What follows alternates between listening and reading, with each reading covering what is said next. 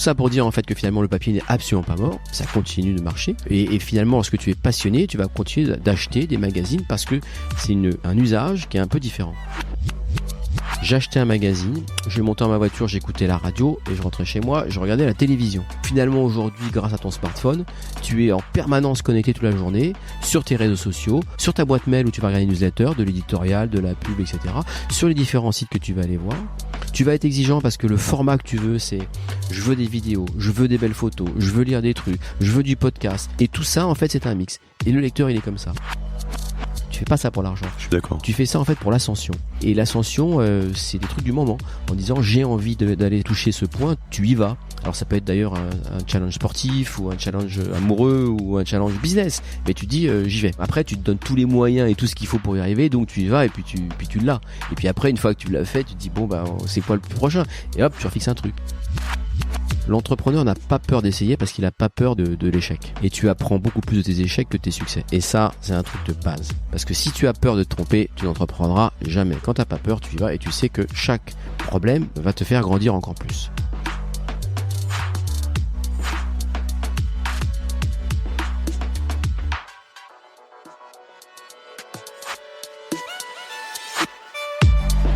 Nous sommes la moyenne des personnes que nous fréquentons. Je suis Mathieu Stéphanie, entrepreneur récidiviste et cofondateur de Cosa Vostra, agence de conseil tech et créative. Avec Génération Do It Yourself, je vous propose de rencontrer ensemble des entrepreneurs, sportifs ou artistes qui vont littéralement faire exploser notre moyenne. Alors c'est avec une voix bien cassée, Pascal, que je te rejoins ici chez Reworld. Salut Pascal Chevalier. Salut. Je suis donc ravi, c'est la deuxième fois qu'on se rencontre. Tu remets la première fois d'ailleurs ou pas? C'était sur un salon. Non. C'était où? C'était chez moi, chez Cosa Vostra. Ah, je me souviens plus du tout. Avec Marc Fiorentino. Et on parlait d'un dossier. Quelle année, ça? C'était, tu vois, t'es pire que moi en mémoire, voilà. Je t'ai collé direct. Direct, là. Là, c'est pas sympa de ma part, hein, tu vois. Je pourrais pas dire le dossier, je pense, mais on regardait pour racheter un magazine, peut-être. Ah, mais bien sûr, maintenant ça vient. Voilà, tu vois. Ouais, d'accord, okay. Et avec des vieux personnages de la presse, notamment. Oui. Je me souviens très très bien de ce meeting. Tu as raison, en effet. Voilà.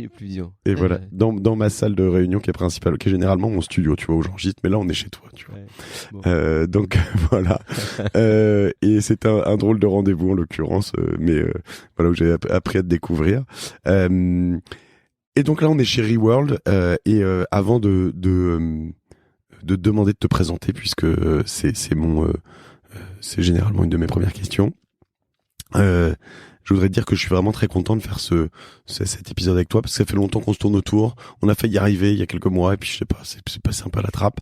Mais moi, je suis un gros passionné de médias, je suis un gros passionné d'innovation, de digital et d'entrepreneuriat, évidemment. Et je me dis que vous êtes soit complètement con, soit complètement dingue, soit un peu des deux chez Reworld, mais là encore, ça se retourne un peu, vous êtes en train de prouver le truc, mais quand tu te dis, les mecs en 2012, ils vont créer une sorte d'empire médiatique, etc., tu te dis, mais vraiment, c'est plus de la moquette qu'ils ont fumé, c'est juste n'importe quoi, ils ont pété une pile, quoi, donc voilà, donc je suis impatient de pouvoir un peu creuser ce machin, parce que vraiment, vraiment, je sais que je vais apprendre plein de choses. Et au passage, je voudrais embrasser Jérémy Parola, qui est un de tes collaborateurs associés, etc. Qui est je lui ai déjà dit, et je le dis assez souvent autour de moi, mais là je le dis très publiquement, tout le monde, mais un type qui m'impressionne, que j'admire vraiment dans plein de choses. Mais il est hyper didacticiel. Avec lui, les choses ont l'air faciles, et tout ce qu'il dit est fluide. J'ai organisé 1 ou 2 tables rondes avec lui récemment dans des événements comme la Presse au Futur, des choses comme ça, et c'est un type qui apporte beaucoup de fraîcheur, donc il a fait en sorte que cet enregistrement soit possible, donc je te remercie Jérémy, je sais que tu écoutes généralement ces podcasts, et celui-là j'imagine que tu l'écouteras, donc voilà. Pascal, je te propose de te présenter pour commencer.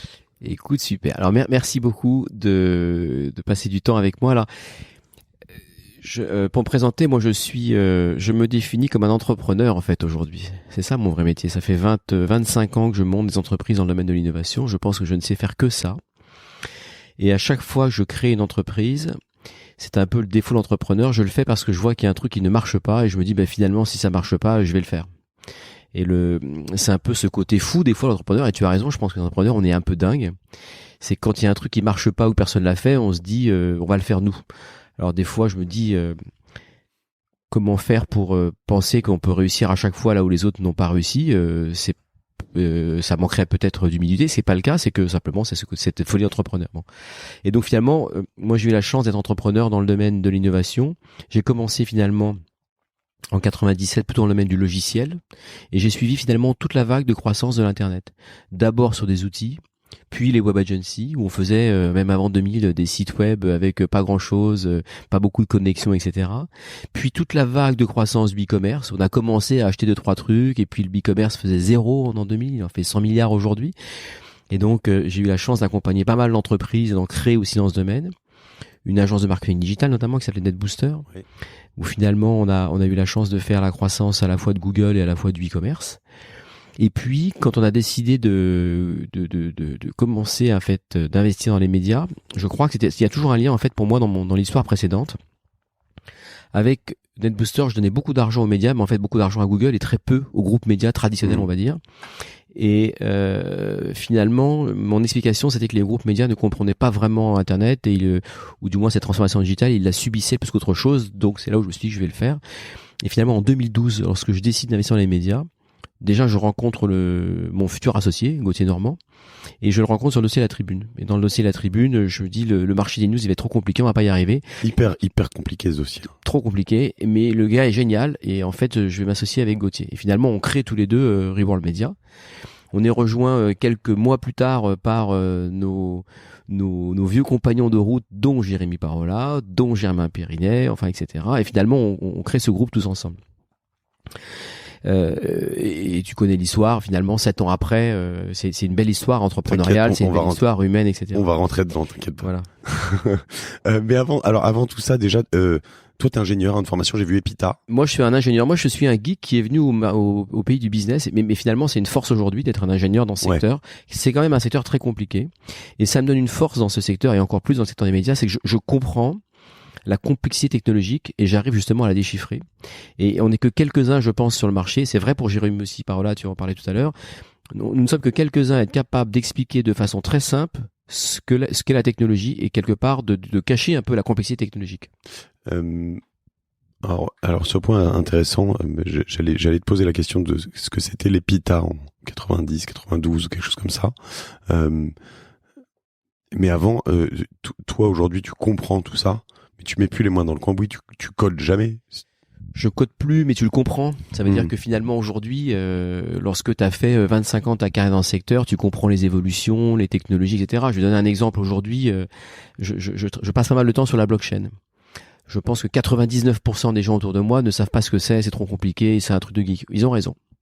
Mais quand je leur dis que la blockchain va faire la même révolution que ce que le e-commerce a fait il y a 20 ans, ils me disent « Ah donc c'est un sujet important ».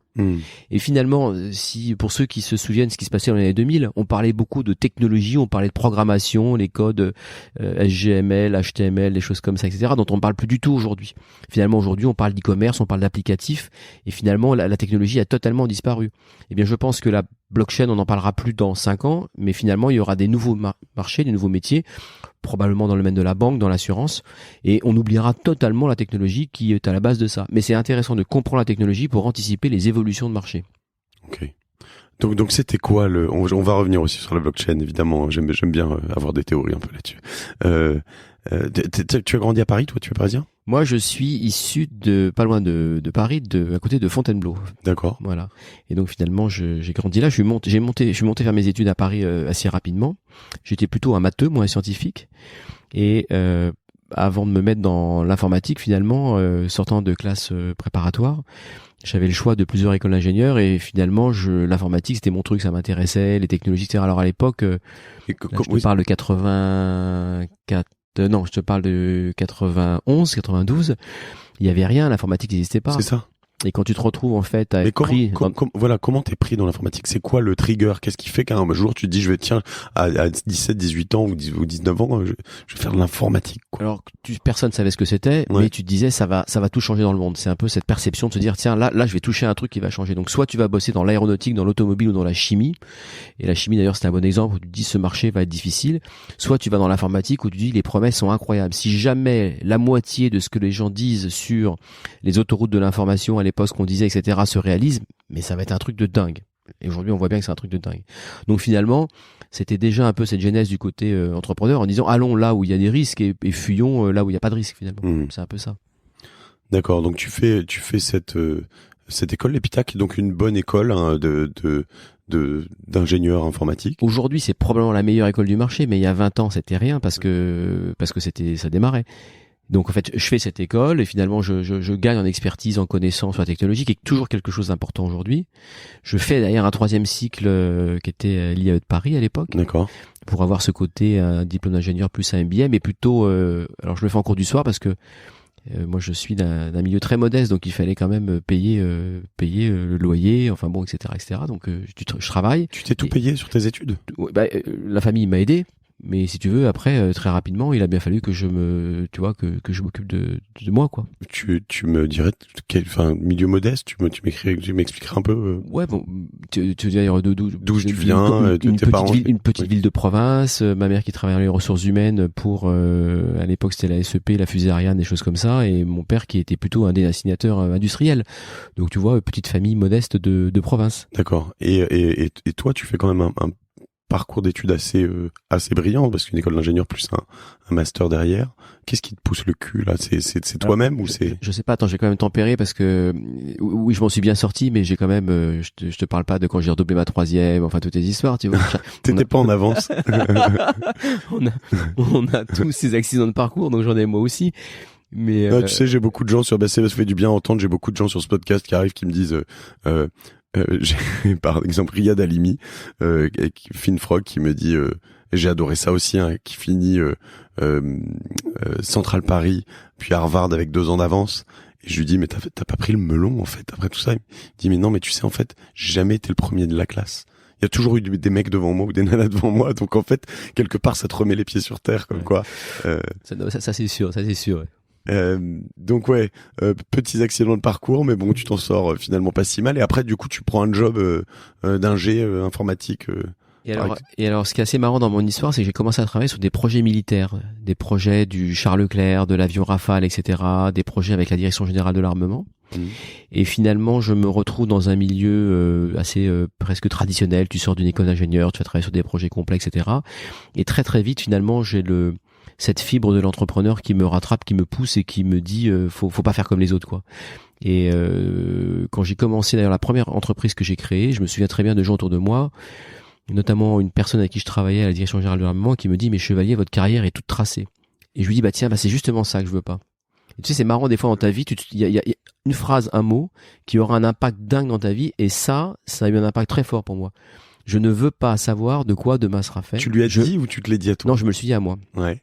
Je suis très respectueux en plus de hiérarchie, etc. Donc jamais j'aurais dit ça, mais je me suis dit, putain, ça c'est un truc que je veux pas. Et c'est assez marrant, tu vois, de dire ça. Et finalement, je me le dis encore ça aujourd'hui. C'est-à-dire que dès que je me retrouve dans une zone de confort, j'aime pas. J'adore me mettre à risque. J'adore ça. Alors c'est bien sûr, le risque est toujours calculé si tu veux, mais j'adore démarrer un truc en disant j'ai une conviction, paf, j'y vais. Donc tu pars de ce job au bout de quelques années, 2 ans et demi. 2 ans, ouais. Et tu montes un business qui était dans l'édition logicielle autour de la gestion documentaire. Et ça a démarré là. Et puis finalement, j'ai eu la chance de rencontrer des gens qui étaient plus âgés que moi, plutôt des financiers, de monter des projets. Et puis voilà, chemin faisant, ça se fait. Et je suis passé finalement du gars qui était plutôt un technicien avec une vision technologique à quelqu'un qui est plutôt dans le business. Donc voilà. Et c'est quoi alors déjà un premier business comme ça, quand tu le montes, même si tu as eu un master de business, tu pars avec quoi? Quel argent? Quelques économies? Et tu pars avec 0 argent, tu sais rien faire. La seule chose que tu as, c'est une envie de dingue. Et j'ai toujours une énorme énergie aujourd'hui. Elle me vient de là. C'est que je pense que depuis le début, j'ai toujours eu envie de réussir, pas au sens argent de de me dépasser, de faire des choses, d'y arriver, etc. C'est vrai dans le sport, c'est vrai dans le business, c'est vrai dans ma vie privée. Voilà, en fait, je suis un concouriste, tu vois, j'adore ça, c'est mon truc. Et je redémarre les courses souvent, ça veut dire que je suis incapable de m'arrêter en me disant, bon, bah, t'as bien travaillé, vas-y, repose-toi, tu vois, les vacances m'embêtent profondément. Alors, je suis content, mais je fais du sport, je suis avec mes enfants, ma famille, etc. Mais il faut que ça bouge, quoi. T'es proche de Marc Fiorentino? Oui, j'adore ce mec, il est super. Oui. Parce que donc on a fait ces rendez-vous ensemble, etc. Et puis on avait, je crois que j'en ai déjà parlé sur ce podcast, mais cette voix que j'ai aujourd'hui, on a fait derrière on avait fait un débrief. Je lui avais présenté des gens pour, il l'a revendu d'ailleurs, mais pour acheter sa boîte, etc. Puis il m'a dit, tu sais Mathieu, il m'a dit un truc qui m'avait beaucoup touché. Il m'a dit, moi je pense que t'es bon, mais t'es pas assez ambitieux, quoi. Je lui dis, tu te fous de ma gueule ou quoi? Tu vois, genre, les gens autour de moi me voient quand même.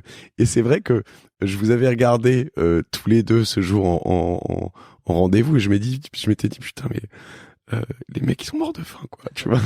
Et c'est vrai que c'est assez drôle parce que en fait t'as toujours un mec ou deux, ou t'as toujours un connard qui est au-dessus de toi qui est plus ambitieux que toi, ou une femme, tu vois ce que je veux dire. Et tu dois en connaître. Tu connais des gens où toi tu te dis mais j'ai pas d'ambition à côté d'eux. Ah ben, plein. Enfin, tu vois, moi, je sais pas, j'adore Elon Musk. J'ai pas la chance de le connaître, mais je suis admiratif de ce mec. Ce gars a tout, il est fou. J'adore. Et quand tu vois ce qu'il fait aujourd'hui, c'est génial. Tu te dis, à la rigueur, il fait Tesla, il s'arrête, enfin, puis il y a du boulot, c'est super. Mais il lance des projets incroyables à côté. J'adore des mecs comme ça. Oui. À l'époque, tu avais Steve Jobs. Sur Mars. Ouais. Mais et en fait, ça, c'est vraiment pour moi le propre des bons entrepreneurs.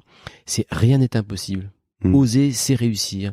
Et j'adore ça, j'adore. Et comment tu l'as matérialisé? Enfin, ça, parce que, je veux dire, quand tu viens de ton job, à la Défense, et que tu montes ta première boîte dans le logiciel, j'imagine que ça reste un petit projet un peu humble. Enfin, tu te dis pas tout de suite, comment ça, l'appétit vient en mangeant ou... Alors, l'appétit vient en mangeant. Je pense qu'on a une capacité aussi, en tout cas moi c'est comme ça, de dire finalement le deuxième projet sera plus gros que le premier. Et puis dès que tu t'es fixé un objectif ambitieux et que tu le dépasses, bah tu refixes encore un point plus haut et ça s'arrête jamais, ça. Et finalement c'est pas une histoire c'est très important, il y a jamais dans tout ça une histoire d'argent. Tu fais pas ça pour l'argent. Je suis d'accord. Tu fais ça en fait pour l'ascension. Et l'ascension, c'est des trucs du moment. En disant j'ai envie d'aller toucher ce point, tu y vas. Alors ça peut être d'ailleurs un challenge sportif ou un challenge amoureux ou un challenge business, mais tu dis j'y vais. Et ça c'est génial. Et après tu te donnes tous les moyens et tout ce qu'il faut pour y arriver, donc tu y vas et puis tu l'as. Et puis après une fois que tu l'as fait, tu te dis bon bah c'est quoi le prochain? Et hop, tu refixes un truc. Tu as des gens qui pourraient se dire bon bah c'est bon, maintenant que j'ai atteint mon premier objectif, je me la fais cool. Puis il y en a finalement, c'est pas qu'on... Il y en a qui y arrivent. Ouais. Et moi, je me considère pas comme un éternel insatisfait, c'est pas ça. Mais je pense que c'est plutôt une façon pour moi de sans arrêt chercher à me dépasser, faire des choses différentes. Est-ce que tu es satisfait de temps en temps? Ah, mais tous les jours. Ouais. Mais tous les jours. C'est-à-dire, je pense même que, tu vois, dans ce que je fais au quotidien, dans le boulot aujourd'hui, je viens le matin ici, j'ai une énergie de dingue, ça me fait plaisir. Je viens me marrer ici. Surtout que t'as pas, enfin, tu vois, vous rachetez des boîtes notamment dans des secteurs qui sont difficiles, et c'est pas forcément si évident. Je veux dire, non, mais d'arriver. Le secteur, il est tout. En fait, tu as toujours la difficulté. Ça peut être le secteur, ça peut être les projets, mais à la rigueur, c'est difficile d'investir dans un secteur qui est en décroissance. Mais c'est très facile de voir ce secteur comme un secteur qui est en croissance finalement. Parce que la réalité, c'est que je n'investis pas dans la presse, j'investis dans les médias. Je vais chercher des marques de presse pour les diversifier. Donc en fait, c'est simplement la vision qui est différente. Quand demain je décide d'investir dans le domaine de la blockchain, c'est très compliqué. Personne ne sait comment ce marché va se structurer. Moi non plus d'ailleurs. Ensuite, j'ai simplement des convictions industrielles et c'est pour ça que j'avance en me disant, je pense que ça va sortir sur telle idée. Donc j'ai des idées, des convictions. Et ensuite, comme souvent d'ailleurs, la réalité, c'est qu'on arrive à faire quelque chose qui est vraiment différent de la conviction initiale que j'avais. Okay. Mais l'intérêt, c'est d'y aller. Ok, je veux absolument qu'on rentre dans le vif du sujet sur Reworld. Mais avant, je voudrais juste comprendre justement cet enchaînement de business auparavant. Moi, il y a une boîte que je connais un peu parmi celles-ci, c'est NetBooster, il s'est passé quoi avant NetBooster? L'enchaînement de boîtes, la première dont tu parles, les suivantes, tu les revends, Elles sont revendues ou elles sont cotées en bourse. Après, moi, j'adore coter les boîtes en bourse. J'ai vu ça. C'est mon truc. Alors, je dois avoir un problème avec la bourse. Je veux aussi comprendre ça parce que parce qu'aujourd'hui on fait des levées de fonds, on fait des tas de choses comme ça. J'ai l'impression que c'est compliqué. Moi, ça m'angoisse mais donc dès tes premières boîtes, en fait, si tu veux, donc dans le logiciel, on revend la boîte dans le logiciel, puis ensuite, quand là, je suis en 97. Tu l'as créé en 95? 94. Tu l'as revendu 97. Quelques petites sommes. C'était, on parlait en millions de francs à l'époque, donc c'était pas des sommes très importantes. Enfin bon. Ensuite, 97, c'était le début donc t'avais 3 business à l'époque. C'était le business des web agencies. Donc j'avais un tiers de mon chiffre d'affaires où on crée des sites web. J'avais un tiers du chiffre d'affaires où je faisais du service pour le fameux bug de l'an 2000 qui n'a jamais eu lieu. Mais en fait, t'avais quand même ça fait marcher du monde, ça. Mais ça, on a gagné beaucoup d'argent parce que les clients te disaient c'est super, on a peur, tu sais, mais je sais. Alors, on imaginait tous des trucs catastrophiques. Et finalement, on a tous essayé de se protéger. Et finalement, il n'y a pas eu besoin de se protéger, mais ça a fait vivre pas mal de boîtes pendant pas mal d'années. Pour les plus jeunes d'entre nous, juste parce que ça nous fait marrer avec ce truc, mais donc le bug de l'an 2000, c'était juste de se dire qu'en gros, tous les systèmes informatiques, tous les systèmes internet, etc. Tu me dis si tu m'arrêtes si je dis une connerie, mais sont basés sur un système de temps, enfin de date, sur lequel on se dit peut-être qu'il n'était pas prévu que ça revienne à zéro en fait. Et comme on passe de 1999 à 2000, donc 00, si t'es pas basé en année 1999 puis 2000, mais en 99 puis 0, qu'est-ce qui se passe? C'était un peu ça. Donc on disait tout va s'effondrer en gros. C'est exactement ça. Et donc, qu'est-ce qui s'est passé? C'est passé à 2000 et il s'est rien passé. Voilà. Alors, tu peux te dire parce que tout le monde a bossé. Est-ce que vous avez pas corrigé des trucs dans tout ça? Oui, mais il y avait rien à voir qui était avec le passage de la date. C'est-à-dire que, oui, il fallait changer des choses, des technologies qui étaient peut-être obsolètes, etc. Mais bon. Mais ça a été un super business. Mais c'est un peu souvent comme ça. Les gens, ils se font peur. Donc, tu te surprotèges et puis voilà, c'est passe à autre chose, quoi. Donc j'avais un tiers de mon business sur l'an 2000, un tiers sur des sites web et un tiers à l'époque je faisais de la gestion documentaire, des projets de GED, puisqu'on était encore dans les phases dans lesquelles les entreprises cherchaient des solutions pour avoir le moins de papier possible et dématérialiser au maximum du document papier pour en avoir du document numérique, quoi. D'accord. Donc la Dropbox avant Dropbox, quoi. Voilà. Ça c'était la partie boîte de service qui s'est transformée très vite en fait en SS2I, Web Agency, etc. Et puis tu as eu les fameux en 2000 où en fait on avait revendu cette affaire. C'était l'époque où tout le monde faisait des build-up européens, etc. Donc, à chaque fois, vous êtes combien? On était 2 associés dans cette affaire-là. D'accord.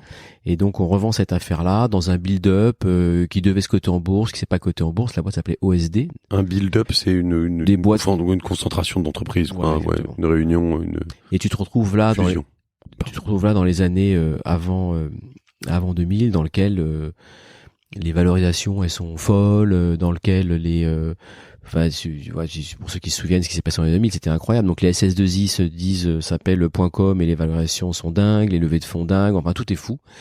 Et toi, t'es quand même, pour moi en tout cas, j'étais un ingénieur qui se trouve là-dedans. Et à un moment, je me dis, il y a un truc que j'ai pas compris. Ouais. Je me dis, oui, il y a une conviction, c'est que Internet va changer le monde. Mais quand même, ce qui se passe dans la variation des boîtes, c'est un peu déconnant. Et à l'époque, tu vois, j'ai commencé à investir dans l'immobilier. Ça n'a rien à voir avec ce que je te dis là, mais ça, c'est mon côté un peu très cartésien en me disant, l'argent que tu gagnes dans l'internet, investis dans l'immobilier, au moins t'auras pas de risque. J'ai bien fait, tu vois, à l'époque. Donc, tu l'as gardé? Ouais, mais alors l'immobilier, bizarrement, tu vois, j'en fais depuis 20 ans, j'en fais beaucoup même. Ouais. Et je pense que c'est important. C'est une façon pour moi de calmer mon énergie débordante d'entrepreneur. Où moi, l'immobilier, il se passe rien. Ouais. Tu investis dans un truc, dans 15 ans, il est toujours là. Voilà, ça grandit gentiment, c'est formidable. C'est une passion que je partage également. Voilà. Depuis, voilà, les gens qui suivent tout ça, j'ai enfin signé mes bureaux à Bordeaux. Je les cherche depuis assez longtemps. Un bel hôtel particulier. On va faire des bureaux avec une piscine, tu vois. Magnifique. Et donc, ouais, ça m'éclate aussi. Je pense qu'il y a plein de choses à faire. Alors toi, t'es rentré à des bons moments, j'imagine, mais au fur et à mesure. Ouais, j'ai commencé à acheter. On était encore en francs, tu vois. Donc, ouais. Et à Paris, notamment. Paris, Lyon, un peu, ouais. Et donc au moment où cette bulle éclate, toi, t'es encore full dans le business ou t'as déjà vendu beaucoup de Non, choses? après, je suis full dans le business. J'avais vendu des trucs avant, et puis je commence à investir dans pas mal de boîtes. On avait monté à l'époque avec quelques amis là un fonds qui s'appelait CPI Venture. On avait aussi avec un associé lyonnais, on avait une société qui s'appelait Trinova. Donc on commençait à investir dans pas mal de sociétés. Et c'était marrant parce qu'à la fois on a fait des coups incroyables, et puis à la fois on a fait des coups moins bien. Et les coups incroyables à l'époque, tu les faisais en 6 mois, non? C'est ça? Ouais, t'as des choses folles. T'as eu des choses folles parce que c'était une période dingue. Tu peux m'en raconter un? Je sais pas, t'as des souvenirs? Non, parce que je pourrais pas, mais parce que c'est public. Mais entre quatre yeux, je te raconterai. Mais c'était des trucs dingues. Ouais, où tu rentres dans un truc, ça fait x10 en 6 mois, Ouais, puis tu ressors. non, tu fais un x100 en 6 mois dans un business qui a pas de chiffre d'affaires. Tu comprends rien, mais tu comprends mieux quand tu récupères de l'argent quand même. Mais c'était des périodes dingues, hein. Donc c'était comme ça. Du et capital après, risque un peu avant l'heure, parce que c'était très tôt pour faire du capital risque de 2000. Et t'as continué ça aussi depuis? Pareil. Alors je suis assez actif en tant qu'investisseur depuis 20 ans maintenant. Mais encore une fois, je ne le fais pas pour l'argent, je le fais pour transmettre. Pour moi, c'est une notion qui est importante pour moi. J'adore transmettre mon énergie d'entrepreneur, etc.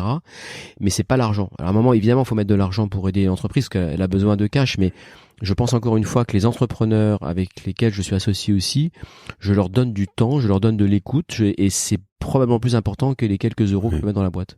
Et c'est quoi ta stratégie là-dessus? Alors, j'ai bien compris que la transmission, mais t'es comme Kima avec Xavier Niel, c'est-à-dire des tout petits, enfin, lui, il dit des petits tickets, c'est quand même 100 000 euros à chaque fois, mais c'est des tickets en dizaines de milliers, en centaines de milliers, c'est du très early stage, J'essaie de faire plutôt des dossiers un peu plus gros et des boîtes, tu vois, pour après si tu veux mettre des boîtes en bourse, donc c'est plus de 10 millions d'euros, enfin des choses comme ça. J'essaie d'en faire que quelques-uns pour pouvoir bien les suivre, parce qu'encore une fois, comme dans ma façon d'essayer de transmettre et d'aider, je veux pouvoir donner du temps, mais je peux pas donner du temps à beaucoup. Donc si je fais 2-3 dossiers par an, c'est pas mal déjà. Et parce que je n'arriverai pas finalement à donner trop de temps, donc je veux pas décevoir. Et finalement, pour moi, ce qui est très important, c'est d'aider. Après, j'ai pas mal poussé d'initiatives dans ce monde entrepreneur. Donc à la fois de lancer des fonds d'investissement dans lesquels j'étais souscripteur dans la boîte de gestion, mais je n'opérais pas, j'en ai fait plusieurs. J'ai eu la chance aussi avec Jérôme Mazurel là, de l'aider à lancer là, le 50 Partners, qui est vraiment un super programme. Donc on a lancé à 7 ans, c'est un énorme succès. Jérôme et l'équipe font un travail incroyable, et donc je suis très fier d'être associé avec Jérôme, parce que le boulot est super. Ouais. Il est à New York, lui, non? Non. Il est à Paris. À Paris. Et donc aujourd'hui, tu as la partie 50 Partners, qui sont des projets plutôt innovation, technologie, etc. Et la partie 50 Impact, qui a aussi une énorme croissance sur des sujets donc d'impact environnement, social, etc. Et donc ça, c'est vraiment super aussi. On voit l'équipe voit, on va dire, 2000 projets par an. Il y en a une petite quinzaine qui sont financés. Ça va faire 45 projets qui ont été financés depuis 7 ans maintenant. Et c'est génial parce que tu as une énergie entrepreneuriale que j'adore, et j'adore aller là-bas parce que tu reviens, tu as une pêche d'enfer. Et tu fais quelques réunions là-bas, tu rentres chez toi, t'es à fond parce que t'as vu que des gens positifs qui veulent changer le monde. J'adore ça, j'adore. En fait, j'adore être en contact avec des gens qui déploient une énergie dingue et qui ne se plaignent jamais. Et qui pourtant pourraient se plaindre d'ailleurs, hein, parce que c'est pas forcément les plus heureux. Hein. On sait bien que les entrepreneurs, quand ils démarrent, très généralement ils sont au chômage, ils ont pas vraiment beaucoup d'argent, voire pas du tout. Enfin, la vie est très dure. Hein. Il y a peu d'entrepreneurs à succès qui se plaignent quand même, non? C'est peut-être un point commun de beaucoup, non? En fait, je pense qu'il y a peu d'entrepreneurs qui se plaignent. Ouais. Parce que encore une fois, ce qu'on disait tout à l'heure, il faut être fou pour être entrepreneur. Hein. Celui qui veut vivre tranquille, cool, etc. Mais il faut surtout pas être entrepreneur. Hein. Mais l'entrepreneur, c'est que des mauvaises nouvelles. On vient rarement te voir pour donner une bonne nouvelle. Mais à t'écouter là, on a quand même l'impression que, par exemple, là, c'est pas une tarte, tu t'es fait tout seul, mais toi, t'as jamais crevé la faim. Mais je crève la faim tous les matins. Mais ça, tu vois, parce que comme je fais pas ça pour l'argent, finalement, c'est pas une histoire d'argent. C'est, je vais plutôt te dire, l'échec n'est pas une option. Donc ça veut dire que quand tu démarres un truc, bah on sort le sujet. Et ça, c'est mon moteur. Si demain je te dis qu'on veut faire un truc dans la blockchain, on va réussir dans la blockchain. Je sais pas encore comment, mais on va réussir. Mais c'est sûr. Et voilà. Et à aucun moment je te parlerai d'argent. Mais je veux qu'on fasse des choses dans lesquelles on va participer à cette transformation. Non, c'est sûr, mais c'est vrai que, comme tu le dis, dans la folie de l'entrepreneur, il y en a une grande majorité en plus qui vivent ces périodes sur 15 ans, 10 ans, voire plus, hein, dans lesquelles littéralement, la vie est beaucoup plus dure que potentiels métiers plus tradis, enfin employés, etc. Parce que c'est dur, tu vois, c'est dur à titre privé parce que quand tu es l'épouse d'un entrepreneur, franchement, c'est pas facile. Ou l'époux d'ailleurs. L'époux d'entrepreneur, tu as raison. Mais dans mon cas, ça m'arrive souvent le week-end, je suis là mais je suis pas là parce que je pense à autre chose. Donc en fait, on me parle, je réponds pas. C'est hyper désagréable. Même quand t'es pas sur ton smartphone, même quand t'es pas, donc je suis d'accord. c'est très désagréable. Mais c'est comme ça. Ça m'arrive très souvent la nuit de me réveiller, j'ai des idées et j'écris. Donc il y en a qui pourraient me dire t'es grave quand même, hein, t'es un peu malade. Oui, c'est comme ça. Ils te le disent. Et puis quand je me réveille la nuit et que j'ai une bonne idée, bah la nuit elle est cuite parce qu'une bonne idée, il faut que je la développe et donc c'est fini. Donc c'est comme ça. Et voilà. T'as des horaires de travail, c'est sûr qu'ils sont compliqués parce que tu pars le matin tôt, tu rentres le soir tard ou tu rentres pas parce que quand les boîtes agrandissent, bah t'as tous les soirs des trucs. Tu vois, je sais pas, en ce moment, je dois avoir 3 trucs par soir. Alors je peux pas faire tout, mais comme je dois faire aussi un peu de rotation, bah j'y vais, je serre les mains, je sors, machin, etc. Donc bah je suis toute la semaine dehors. Et puis bah comme tu vas dans des cocktails, bah t'es obligé de boire un coup à chaque fois, alors même, mais donc tu fais moins de sport, enfin je sais pas, la vie est comme ça. Alors je vais pas me plaindre, mais c'est juste que t'as des obligations et tu dois y faire face. Mais ça veut dire que pour revenir sur cette vie d'entrepreneur, elle t'oblige à faire aussi quand même pas mal de choses et les gens qui sont autour de toi, c'est quand même pas facile à gérer quoi. Et tu vois, dans les anecdotes, lorsque je me suis marié 2 fois, moi, j'étais, je pense que, je vais dire des trucs très perso là quand même. Ah, je t'en prie, vas-y, balance. Mais quand j'ai divorcé parce que j'étais entrepreneur. En fait, je pense que ma première épouse, c'était pas facile. Bon. Et j'avais très peur de me remettre avec quelqu'un parce que je me disais, bon sang, je suis entrepreneur. Et finalement, je voyais ça presque comme un problème, tu vois. Et quand j'ai rencontré mon épouse aujourd'hui, je lui ai dit, tu sais, j'ai un défaut. Je suis entrepreneur parce que j'avais peur de dire ça. Et très rapidement elle m'a dit ah non mais t'inquiète pas, je comprends, mon père est entrepreneur. Et je me suis dit génial, enfin quelqu'un qui va me comprendre. Et finalement c'est pas une maladie, c'est pas une tare, c'est un rythme de vie particulier. Ouais, oui, et puis c'est comme tu le dis, c'est difficile à vivre dans le sens où comme beaucoup de passions entre guillemets, parce que c'est plus qu'un métier, c'est une passion, et c'est quelque chose que tu vis, enfin, les nuits que tu décris, les nuits gâchées par des bonnes idées, qui de temps en temps s'avèrent merdiques d'ailleurs aussi, ça arrive, hein, mais alors elles sont pas gâchées d'ailleurs, elles sont fantastiques ces nuits, c'est les meilleures nuits, tu vois, mais j'en vis quelques-unes, et à la fois j'en parlais dans un podcast où là j'ai été invité récemment, mais ouais, enfin si tu me vois dans une soirée, je sais pas, l'anniversaire d'une copine ou un truc comme ça, puis je vais trouver un autre entrepreneur, puis je vais me coller dans un coin, puis on va parler pendant des heures, puis les gens vont me dire mais qu'est-ce que tu fais chier, qu'est-ce que tu vas rester là comme un connard.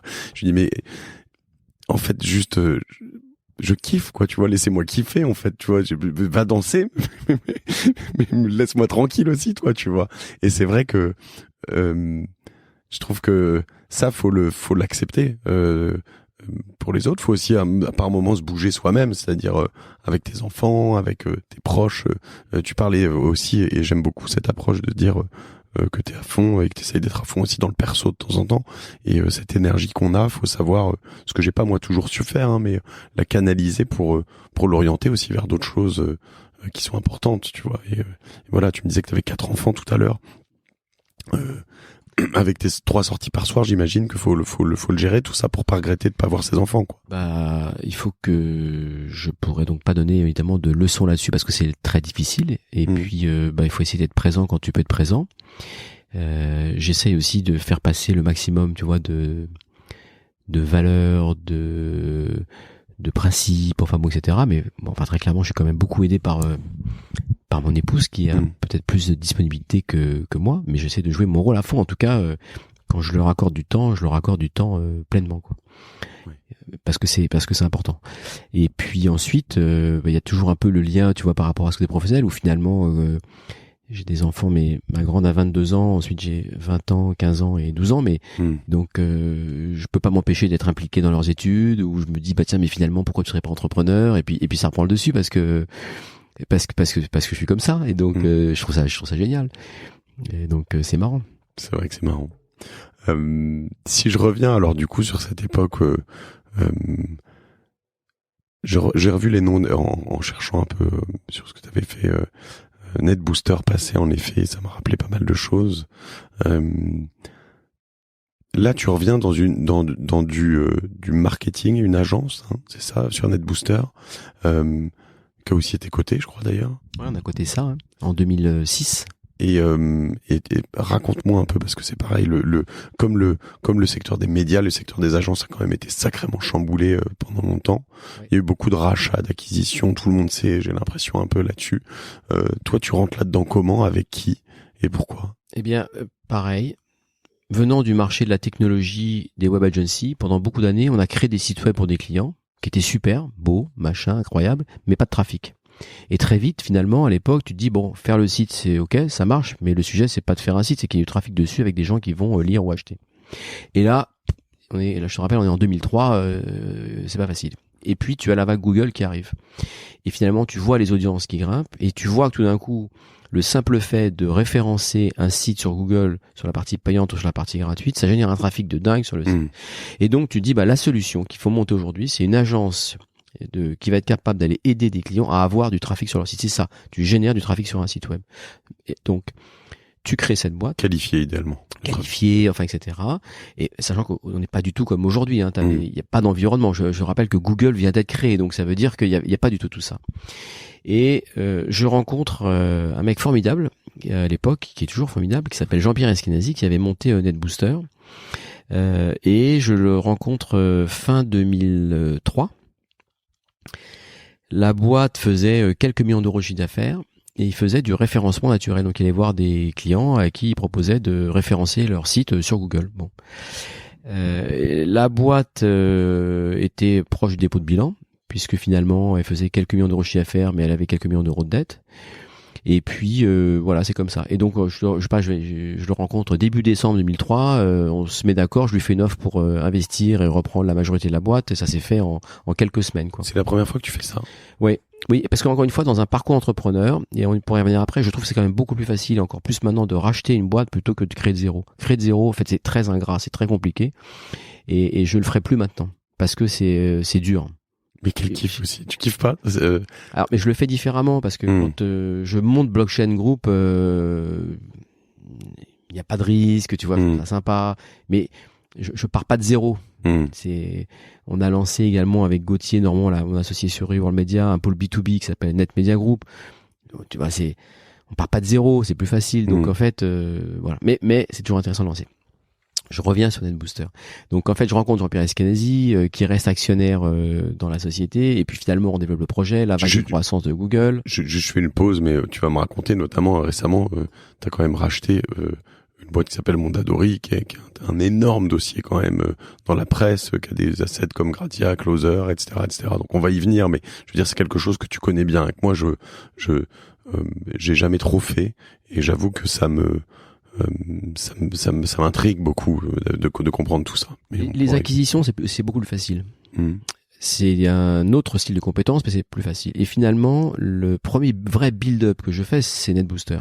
D'accord. Puisque quand on a fait cette société-là, on a fait une bonne quinzaine d'acquisitions. Parce que après, je vais te parler de l'équipe, etc. Et on s'est mis dans 12 pays.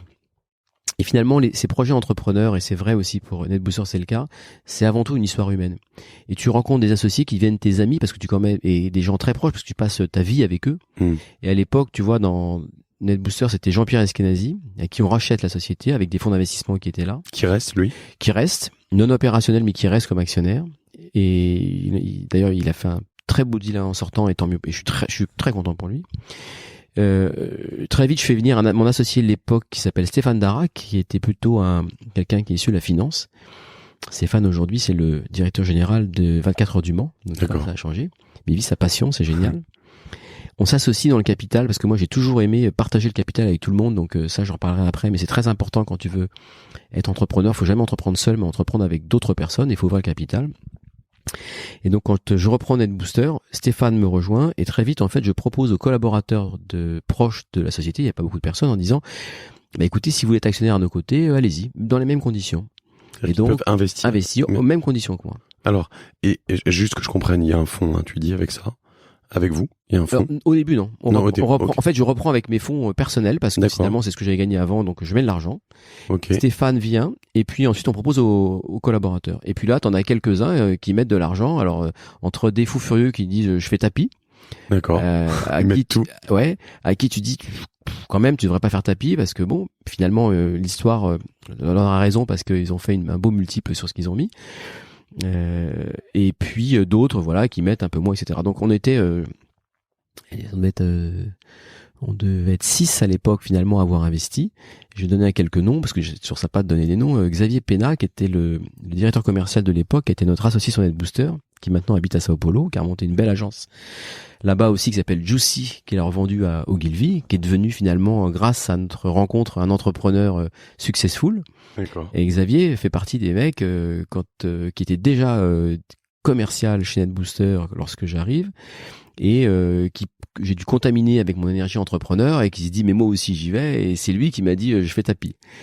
Et donc à l'époque et je lui ai dit écoute quand même fais gaffe, etc. Bon, il a raison, c'est bien passé, on a fait une boîte incroyable.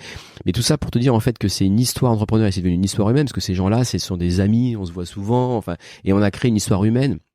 Et finalement c'est d'abord une histoire humaine, puis une histoire de boîte qui a été super successful, etc. Et puis une histoire financière, mais l'histoire financière à la rigueur pas importante.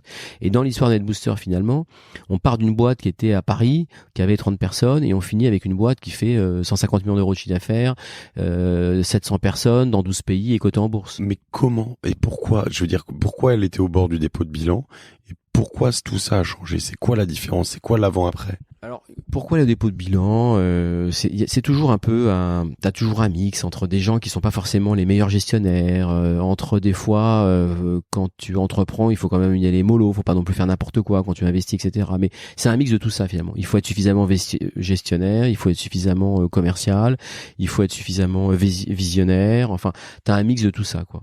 Et il faut bien vérifier. Toi, tu crois que t'as plutôt un bon mix? T'es un commercial, toi, par exemple? J'adore faire du commerce, mais finalement, je pense que je sais bien m'entourer.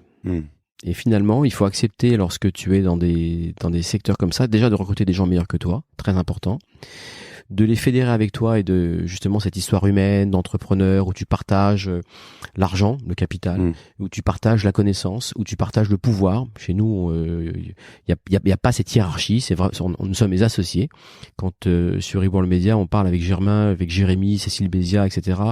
Nous sommes associés, peu importe le poids dans le capital, le parcours scolaire ou l'âge des uns et des autres. On échange sur des projets, on décide, on avance, etc. Donc il y a cette vraie confiance et encore une fois cette histoire humaine. C'est le cas dans NetBooster, c'est le cas dans Reworld Media.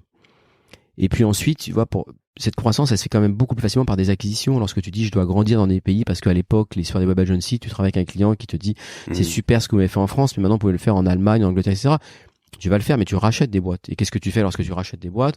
Tu vas trouver des gens qui te ressemblent, des entrepreneurs qui ont eu la même vision que toi d'aller sur le marché du search marketing, enfin à l'époque dans NetBooster. Et puis finalement, comme la boîte elle est cotée, tu as la capacité à lever de l'argent plus facilement, à les acheter en payant une partie avec des actions de NetBooster, etc. Oui.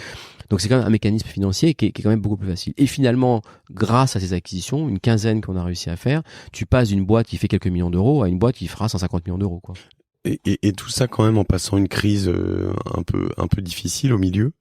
Crise financière, c'est qui a pas eu mais qui a pas eu d'impact sur le business finalement. Il faut toujours regarder le sous-jacent. Le sous-jacent à l'époque, c'est la croissance du e-commerce. Tu fais la croissance, allez, 20-30% par an, peu importe ce qui se passe. Et ça, tu passes donc d'un marché du e-commerce de rien à 10, 20, 30, 50 milliards. Tu vois, aujourd'hui, le marché du e-commerce en France, 100 milliards, voilà. Bon, et on achète tous des trucs sur Internet. Donc finalement, quand tu es sur un marché qui a une croissance comme ça, même si tu es mauvais, tu vas y arriver. Donc si tu es moyen, ça va le faire. Mais alors là, on va toucher un point sensible parce que, tu vois... je te rejoins pas mal là-dessus. Il y a quelques marchés comme ça sur lesquels tu peux dire même si t'es mauvais, tu peux y arriver. Mais du coup, qu'est-ce que tu vas faire dans la presse après, quoi? Alors, maintenant sur Reworld Media. Reworld Media, pour reprendre, Non, en mais fait, pour moi. il faudra que on va revenir juste après, il faudra que tu viennes là-dessus, évidemment, mais parce que là, t'es sur un marché hyper difficile, donc faut quand même être hyper bon. Et non, il est pas difficile. Il est en croissance. Mais alors, on va y revenir, mais il faut que tu m'expliques la fin de NetBooster, parce que par exemple, là, récemment, j'ai rencontré deux petits gars il y a quelques années qui montaient un truc qui s'appelait Artefact, et puis je vois que NetBooster a fini en fusionnant, j'ai l'impression, avec Artefact. Comment t'en es sorti, toi? C'est quoi la story? Là, j'ai pas connu j'étais plus là, en fait, quand il y a eu cette affaire-là, donc je les connais pas. Finalement, en 2011, je décide d'arrêter parce que je veux faire les médias et parce que les marges dans les agences sont devenues très difficiles. Donc le business est moins rentable. Ça t'a pris comme un matin, une nuit, au milieu. Ouais, tu commences à voir que le business est beaucoup plus difficile, que finalement tout le monde sait faire ce que tu faisais à l'époque. Enfin, ouais, c'est que les marchés vont tellement vite aujourd'hui. Il faut aussi apprendre que dans le domaine du digital, tout change tellement vite qu'il faut juste être capable de bouger. Et à la rigueur, ce que je dis des fois aux équipes en disant, vous remettez-vous en question, je le fais aussi pour moi. Il y a des fois, je pense que je suis pas au niveau, pas bon, pas envie, bon j'en sais rien, enfin tu vois, on peut pas tout faire. Il faut simplement des fois reconnaître en disant voilà, faut que je passe à autre chose, quoi. OK. Et donc là finalement, je suis dicté en disant le marché est devenu trop dur et plus rentable. Et de l'autre côté, j'ai très envie dans les médias parce que je me dis quand même, je donne tellement d'argent à Google que finalement je vais le faire, ce truc-là. Bon. C'est parce que et donc on met un management, donc tu trouves ton remplaçant, donc le directeur général de l'Europe du Nord à l'époque devient directeur général du groupe, donc ça s'organise hein, quand la boîte est cotée en bourse. Après ça te se structure un peu, tu as des actionnaires, des fonds d'investissement, tu leur dis pas les gars du jour au lendemain salut je me barre. Donc ça a pris 1 an dans lequel voilà, tu mets les trucs en place, un nouveau management, c'est plutôt bien, moins bien. Bon mais tu organises sa sortie quoi finalement. Et ça s'est fait voilà sur année. Après donc l'histoire maintenant je la connais pas du tout. Et quand tu sors, tu du coup comme c'est une boîte cotée, tu peux vendre tes actions en bourse ou tu revends? C'est différent parce qu'en fait quand ta boîte est en bourse, tu peux très bien vendre au gré du temps quand on a besoin, mais c'est pas pour ça que tu peux ne pas être patron. Finalement, je me suis retrouvé un jour où j'étais plus actionnaire et encore patron. Ouais.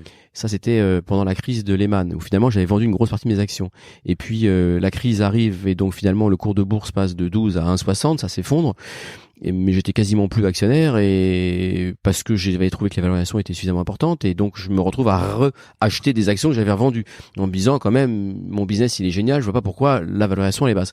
Faut quand même savoir que la bourse quand tu fais ça intelligemment, il y a des fois les valeurs elles sont absurdes, enfin c'est absurde, c'est très très haut, mais c'est aussi des fois très très bas. Et là-dessus bon c'est tout ça est quand même scruté par le gendarme, l'autorité des marchés financiers. Tu peux pas acheter et vendre n'importe comment, n'importe quand.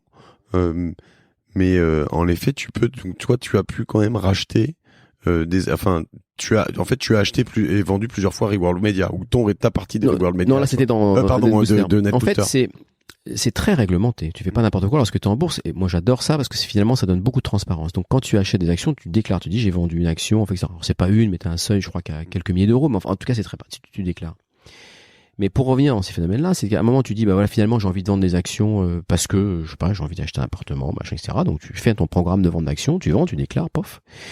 Et puis, lorsque les marchés se retournent, le cours de l'action, il baisse, mais t'as rien fait, toi, là-dessus. Et en effet, à l'époque, les marchés s'effondrent, toutes les boîtes s'effondrent. Mais je suis quand même, moi, dans un business qui fait 30% de croissance, parce que le e-commerce, ça s'est pas arrêté. Oui, une crise financière, mais il n'y a pas eu une crise du e-commerce. Et donc, finalement, tu te retrouves à être patron de ta boîte, c'est la même, elle fait de la croissance, tu connais parfaitement tes chiffres, etc. Où tu te dis quand même, le cours, il est quand même pas, il est bizarrement bas. Mais c'est pas de ta faute. Oui, et là, tu connais plus d'infos que le marché. Ah, mais évidemment. Ouais. Et donc, finalement, qu'est-ce que tu fais? Bah, tu t'organises à des fenêtres dans lesquelles tu as le droit d'acheter, tu communiques et tu dis, bah, finalement, voilà, je vais racheter des actions. Et donc, tu rachètes des actions, tu communiques. Alors, certains disent, bah, quand même, si tu fais ça, il y a plein de mecs qui auraient dû te suivre. Mais pas du tout, hein. Dans le monde de la finance, quand tout le monde fuit, hein. Et donc, bon, tu fais quelque part, il y en a qui te disent, ouais, t'as bien fait de réinvestir. Bon, enfin, c'était public, hein, tout le monde pouvait le faire, hein. Bon, voilà. Et puis ça repart, et puis etc. Et puis finalement la croissance se fait, et puis le marché est toujours bon, et ça continue, et puis voilà. Mais quand tu es investisseur dans des boîtes qui sont cotées en bourse, ça crée aussi des opportunités parce que des fois les marchés réagissent de façon folle à la hausse comme à la baisse. Donc quand c'est à la baisse, bah t'en profites pour te renforcer quand tu peux, quand t'as le droit de le faire avec des fenêtres qui sont bien encadrées. Et puis, des fois, quand tu as des valorisations qui sont hautes, rien ne t'empêche de pouvoir rendre liquide une partie de ton patrimoine parce que tu as envie d'acheter un truc perso c'est pas pour ça que tu n'aimes plus la boîte. Hein. C'est parce que demain, tu veux faire de l'immobilier ou un truc comme ça. Je commence à comprendre pourquoi tu aimes les cotations en bourse, quoi, en fait. En fait, je pense que ça te permet une grande latitude entre ton patrimoine et ton travail. Ça n'a rien à voir. Je peux être motivé par un projet parce que j'ai une conviction industrielle, je vais y passer du temps. Et finalement, la gestion de ton patrimoine, c'est la gestion de bon père de famille. C'est pas tous les œufs dans le même panier, quoi. Tu vois. Ouais. Donc ça n'a rien à voir. Et donc du coup, tu dis que tu donnais beaucoup d'argent à Google, donc pour créer du trafic, pour générer du trafic sur tous ces sites et chez tous tes clients. En fait, il y avait des stratégies de référencement naturel, tout ce qu'on appelle du SEO et des choses comme ça, et beaucoup aussi d'achats de mots-clés, donc d'AdWords et des choses comme ça. Et tu dis, finalement, il y a un truc qui cloche. Je donne trop d'argent à Google, il faut trouver d'autres moyens d'envoyer du jus, d'envoyer du trafic sur ces sites. Donc je vais concurrencer Google, en fait, finalement. Tu concurrences pas Google, mais tu dis, mais pourquoi ça marche, en fait? Et lorsque tu vends la publicité, tu te dis Google a fait un truc dingue. Et de façon maintenant générale, toutes les boîtes le font. Tu vas voir un annonceur et tu lui dis, bah écoute, chez moi tu viens et tu ne payes que si ça clique. T'as même plus besoin d'expliquer au client que c'est génial ce que tu fais. À partir du moment où le client, tu lui dis, tu vas voir, tu vas gagner de l'argent, au sens tu vas vendre sur Internet et tu ne me payes que si ça clique, bah c'est quoi le risque pour le client? Du CPC, du coup par clic, quoi. Il va dire, bah super, allez on y va. Parce que auparavant, on vendait, par exemple, comme je le fais sur ce podcast, ce qu'on a appelé du coup pour 1000. D'ailleurs, même historiquement, généralement dans la presse et tous les médias, on va te dire sur TF1, quand tu passes sur une fenêtre de pub après le 20h, il y a X millions de personnes, donc pour tel million, ça coûte tant par millier. Et donc, en gros, hein, j'exagère, c'est pas exactement ça. T'as des GRPT, t'as des tas de choses plus compliquées, mais tu vas acheter des gens, des auditeurs, des téléspectateurs, des lecteurs à l'appel au kilo proprement, pour 1000, donc de toute façon. Et là, le changement de paradigme en fait que tu décris, c'est que on peut, alors il y a différentes manières. D'ailleurs, tu peux même vendre du coup par clic ou alors carrément du coup par vente en fait, hein, quasiment. Donc du lead total, quoi. Et ça, c'est la spécialité de Google, un des gros changements qu'ils t'ont apporté, c'est ça. En fait, quand tu regardes le marché, ce qu'a fait Google dans ces années-là, puis après toutes ces boîtes, les GAFA ont fait ça, c'est que ils ont ringardisé le modèle économique. En disant à l'annonceur, maintenant vous ne payez que si ça marche. Et ça a flingué le marché, parce que de l'autre côté, il y avait des gens qui disaient, venez chez moi, c'est beau, vous verrez, ça va être génial, c'est beau.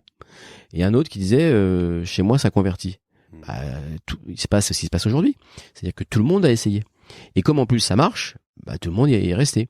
Et finalement, dans les business que je faisais moi quand je faisais du search, j'avais des ROI à plus de 10 000%. Donc ROI, retour sur investissement. Voilà, donc le client, lorsqu'il vient chez toi, qui dépense 1 euro et qui fait des sommes dingues en chiffre d'affaires, c'était même marrant à l'époque parce que les gens disaient Chevalier, c'est génial hein, ce que vous faites. Bon, c'est pas vraiment moi, c'est quand même Google qui a fait un truc incroyable où t'achètes le clic pas cher et oui, ça convertit. Mais ça a été ça en fait la croissance. Sachant que la suite a montré que en gros le système de Google, comme dans les GAFA, fonctionne par enchère. Donc de plus en plus, ton coût par clic, quand tu as un concurrent direct, que toi, le clic que tu veux acheter, par exemple, c'est... alors je sais que tu connais le clic le plus cher à Paris, notamment en France. Non, c'est quoi? C'est sur mobile, ouais. De nuit, puisque tu sais, tu peux avoir des différents taux horaires, etc. À Paris, en France, le clic le plus cher, c'est à Paris, de nuit, sur mobile, sur Serrurier Paris. Énorme. Et en fait, je crois que ça peut coûter le clic. Donc en fait, tu sais, tu peux cliquer sur ce truc et en fait, ça appelle quelqu'un directement. C'est un clic vers un numéro de téléphone. Ça peut coûter jusqu'à 50 €. Parce qu'en fait, la conversion est énorme. Bah, oui, c'est le mec qui est bloqué. Exactement. Le mec, il est bloqué devant chez lui. Il tape Serrurier Paris à 2h du matin un samedi soir. Bah, évidemment, il va avoir un type qui va arriver, qui va lui dire, écoute, c'est 2000 € pour ouvrir ta porte. et donc, du coup, voilà. Et en effet, quand t'es 12, 20, 30, 40, 200 à te battre sur le même mot-clé, ben, tout ça monte en flèche, évidemment, comme tous les systèmes d'enchères. Ah, mais ce modèle, je trouve qu'il est génial et voilà, parce qu'ils ont quand même vraiment encore une fois ringardisé ce marché. Alors c'est sûr que maintenant, quelques centaines de milliards d'euros de chiffre d'affaires en plus pour ces GAFA, maintenant tout le monde dit ouais c'est génial. Mais à l'époque, c'était un truc incroyable ce qui s'est passé. Et pour en venir, tu vois, maintenant sur ce qu'on fait nous dans les médias, c'est que ce que l'on vit finalement aujourd'hui, on est obligé d'appliquer la même chose. Ça veut dire que quand tu vas voir un annonceur aujourd'hui, tu es obligé de lui dire, bah, chez moi, c'est super. mais ça convertit. On mesure, et tu es obligé d'avoir une mesure de la performance qui est intégrée dans ce que tu vas vendre à un client. Sinon, lui dire que c'est beau, ça suffit pas. Oui, c'est ça, parce qu'en fait, la suite, souvent, on contrecarrait un peu tout ça en disant, en fait, chez moi, c'est beau, mais c'est je vais toucher des audiences qui adorent les Rolex, ou qui adorent les bateaux, ou qui adorent telle ou telle chose, mais est-ce que ça convertissait vraiment, etc. C'est toujours évidemment la question, quoi. Alors oui. Après, ce qui est intéressant finalement aujourd'hui, c'est que quand tu viens dans le domaine des médias, en fait, tu as 2 clients. Ton premier client, c'est le lecteur. Il te donne pas forcément de l'argent, et notamment sur Internet. Donc en fait, c'est assez bizarre. Ton client qui est un lecteur sur un magazine, il te donne de l'argent parce qu'il achète ton magazine. Donc ça, c'est un business que vous comprenez bien, etc. Lorsqu'il est passé sur Internet, en fait, il demande à consommer du contenu gratuitement. C'est quand même, ça a changé le modèle. Ça. Et il est moins fidèle aussi souvent, non? Il est différent. Et donc finalement, tu te retrouves avec une équation qui est pas la même. C'est que tu dois avoir des lecteurs pour avoir de l'audience qui ensuite te permettront de gérer de l'argent. Donc c'est vraiment un coup de billard à 2 bandes. Il est plus difficile celui-là. Mais c'est le modèle. Il est pas idéal, mais il est comme ça. Et puis ensuite, finalement, ce qui s'est passé dans le marché des médias, c'est que le lecteur, ton premier client, aujourd'hui, il est très exigeant. Il veut que tu lui parles plusieurs fois par jour, sur des supports différents et dans des formats différents. Donc on est passé d'un marché dans lequel tu consommais, tu étais mono-support, mono-information, mono-média. J'achetais un magazine, je montais dans ma voiture, j'écoutais la radio et je rentrais chez moi, je regardais la télévision. Où finalement aujourd'hui, grâce à ton smartphone, tu es en permanence connecté toute la journée sur tes réseaux sociaux, du Facebook, de l'Instagram, du LinkedIn, machin, etc. Sur ta boîte mail où tu vas regarder une newsletter, de l'éditorial, de la pub, etc. Sur les différents sites que tu vas aller voir. Tu vas être exigeant parce que le format que tu veux, c'est je veux des vidéos, je veux des belles photos, je veux lire des trucs, je veux du podcast, etc., etc. Et tout ça, en fait, c'est un mix. Et le lecteur, il est comme ça. Alors, et donc au final, comme il veut que tu consommer de l'information ou être proche de toi plusieurs fois par jour avec des formats différents, quand tu es média, ça veut dire que tu dois être capable de produire sur les différents formats, vidéo, photos, écrits, podcasts, etc., etc., etc., d'arroser en fait sur l'ensemble des supports et avec des temps de diffusion qui sont jamais les mêmes, format court, format long, etc. C'est compliqué. C'est très compliqué parce que en plus là, tu le décris assez bien. Tu vois, je parlais de Jérémy, mais je trouve que tu le décris assez bien aussi à ta manière. C'est compliqué parce que, en fait, tu te retrouves quand t'avais, je sais pas, nous on bosse avec beaucoup de médias chez Cosa Vostra et des clients comme, je sais pas, potentiellement l'Humanité ou tu te retrouves en fait quand t'avais l'Humanité, quand tu as l'Humanité en concurrence avec TF1 en fait quoi. C'est ça le problème. Enfin, le problème, la difficulté. Et pour TF1 aussi, c'est dur de se retrouver en concurrence avec, parce qu'en fait, comme t'es multimédia, finalement, comme tu viens de le décrire, alors il y en a qui choisissent de rester sur un seul médium, tu vois, qui font que de la newsletter ou que du podcast ou que de la vidéo, des brutes ou des gens comme ça. Mais même s'ils se mettent au podcast notamment. Mais l'idée, c'est quand même que c'est très compliqué en termes de changement parce que un des magazines, là j'en parlais tout à l'heure de mon Adori qui est venu chez vous il y a encore 5, 6, 7, 8 ans, il vivait très bien, voire 2 ans, 3 ans même avec limite juste le revenu des magazines, j'exagère à peine. Mais ça reste encore... Après, il y a le modèle économique et puis après tu as ta vision stratégique. Le business des magazines, pour certains des titres que l'on a aujourd'hui, Un Science et Vie, Nous deux, Pleine Vie, Chasseurs français, j'en ai plein, ça marche très très bien, tout va bien. On peut rester comme ça encore pendant quelques années. Tu peux couper le digital ? Mais Chasseurs français, il n'y a pas de digital, donc tu vois où on est. Donc si tu veux, je parle du magazine papier, tout va bien, ça roule, ça gagne de l'argent, tout va bien, c'est super. Mais ça t'as décroît. Beaucoup d'abonnés, etc. Ça décroît gentiment. Donc tu peux vivre très longtemps comme ça. Mais ça, c'est pas très ambitieux quand t'es entrepreneur. Non, je te confirme. C'est un truc tranquille, pépère. Bon, par contre, tout à l'heure, on parlait en fait que dans ce marché des médias, ton premier client, c'est ton lecteur. Le lecteur, lui, pour le coup, il a déjà changé depuis longtemps. Mais finalement, qu'est-ce qu'il fait le lecteur ? Il consomme avec ce qui est disponible. Donc, il est capable d'acheter ton magazine parce que quand même, il l'aime bien depuis 10 ans ou 15 ans ou 20 ans et il continuera à l'acheter, ça se passe bien. Mais comme il a envie de retrouver le même type d'informations sur Internet, si t'as pas un site Internet de qualité, il va aller chez ton concurrent. Et t'en es persuadé de ce que tu dis là, sur le Bien magazine ? Je veux dire, le magazine... Alors évidemment, ce que je te dis, c'est très personnel, c'est pas chiffré. Toi, tu connais mieux ça, mais moi, j'en lis plus. En vrai, ça fait quand même quelques années. La télé en stream, j'en regarde plus. Tu vois, je veux dire, je prends plus jamais un journal papier. Tu prends un quotidien dans les mains souvent. Alors, regarde, j'en ai plein. Mais c'est pas parce qu'ils sont sur ta table que tu les lis. T'es un homme de presse. Tu vois, j'ai un bon exemple. J'ai un magazine là, c'est Silicon. Ouais. On a lancé un magazine papier dans l'IT, informatique, après avoir depuis pas mal d'années un site qui s'appelle silicon.fr. Ouais. Et finalement, tu te rends compte que, donc là, ta cible, c'est les directeurs informatiques, etc. On a beaucoup de lectorat, les gens ils adorent, ils vont lire quelque part du format court sur internet, sur plein de sujets, etc. Et ils picorent, ils passent très rapidement d'un site à un autre, etc. Mais à un moment, à la fois le lecteur et à la fois l'annonceur ont envie de retrouver un truc qui va garder, parce que tu vas le garder ici, dans lequel finalement je vais avoir quelques articles de fond. Alors ce qui est intéressant en fait, c'est que le magazine, il a été fait non pas avec du contenu qui vient internet, mais on a repris les articles qui étaient le plus cliqués en disant c'est un sujet intéressant, je vais le développer. Donc finalement le magazine est une extension du site internet. Et donc dans ce magazine Silicon, les articles que tu vois, en fait c'est une reprise du thème, mais pas le contenu n'est pas le même, où on a développé une thématique qui a intéressé son lectorat. Donc finalement tout le monde nous dit il est super votre magazine. C'est normal, on a développé tous les articles ou tout ce qui a été le plus liké finalement sur internet. Les annonceurs sont ravis parce que c'est un produit qui va rester en main et pour le coup la pub que tu auras en dernière page enfin etc. Oui elle va rester et oui celle-là tu vas la vendre à la page parce qu'en effet tu fais de l'image et tu fais pas de la conversion. Et finalement, c'est un mix de tout ça. Et lorsque tu as un annonceur, qui est ma deuxième catégorie de clients, qui demain cherche à faire de l'image, il achète quelque chose qui va rester. Parce que finalement, regarde ce qui se passe sur Internet. Quand le clic, tu le rachètes tous les jours sur Google. Hein.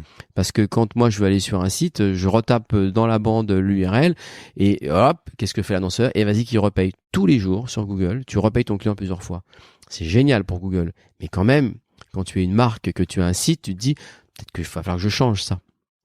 Donc tout ça pour dire en fait que finalement le papier n'est absolument pas mort, ça continue de marcher et finalement lorsque tu es passionné, tu vas continuer d'acheter des magazines parce que c'est un usage qui est un peu différent. Je vais te donner quelques exemples. On a des magazines déco dans le groupe et des magazines comme Journal de la maison, Campagne décoration, etc. Et finalement, qu'est-ce que tu vas retrouver? C'est des belles photos d'un intérieur qui a été décoré et ça donne envie. Et ça, t'es assis confortablement avec un joli magazine où tu regardes des belles photos dans un truc papier de qualité. Et la qualité de la photo dans ton magazine sera toujours meilleure que celle que tu auras sur ton iPhone. Parce qu'elle me fait rêver. Elle est plus grande, etc. Et donc ce magazine marche bien. Par contre, ce qu'il faut faire, c'est dire, sur cette thématique-là, je vais me focaliser sur des photos top niveau. Mais tu vois bien quand même que le temps d'attention en moyenne, tu le passes beaucoup plus sur ton smartphone. Je veux dire, avant tu lisais 10 magazines par semaine peut-être, ou par mois, j'en sais rien de la quantité. Je veux dire, moi aujourd'hui, j'ai l'impression d'en acheter 4 par an, quoi. Et encore même maintenant que le Wi-Fi est bon dans le train, je me dis finalement, tiens, je prends le train, c'est l'occasion si je bosse pas de me faire plutôt un petit film sur Netflix que de m'acheter GQ, quoi. Tu as raison, évidemment. Le marché, la croissance est dans le digital, elle n'est pas dans le papier. Mais ça veut dire simplement que c'est une complémentarité. Ton lecteur, finalement, qu'est-ce qu'il fait aujourd'hui? Avec les différents leviers, il s'est mis à consommer beaucoup plus d'informations. Parce que finalement, avant, tu passais peut-être que quelques minutes. Aujourd'hui, mais on passe trop de temps. Parce qu'on a énormément... Parce qu'avec ton smartphone, tu peux toucher tout et donc tu passes beaucoup de temps dessus à consommer. Quand tu regardes le temps que tu passes sur un smartphone par jour, c'est dément.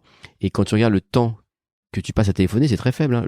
On sait très bien que le smartphone, c'est ton outil d'information. Oui, ça pourrait s'appeler Smart et pas Phone d'ailleurs. Exactement. Et finalement, ce qui est dément, c'est que on parle des heures. Et si tu vas au bout et que tu regardes les heures que tu passes sur les applications.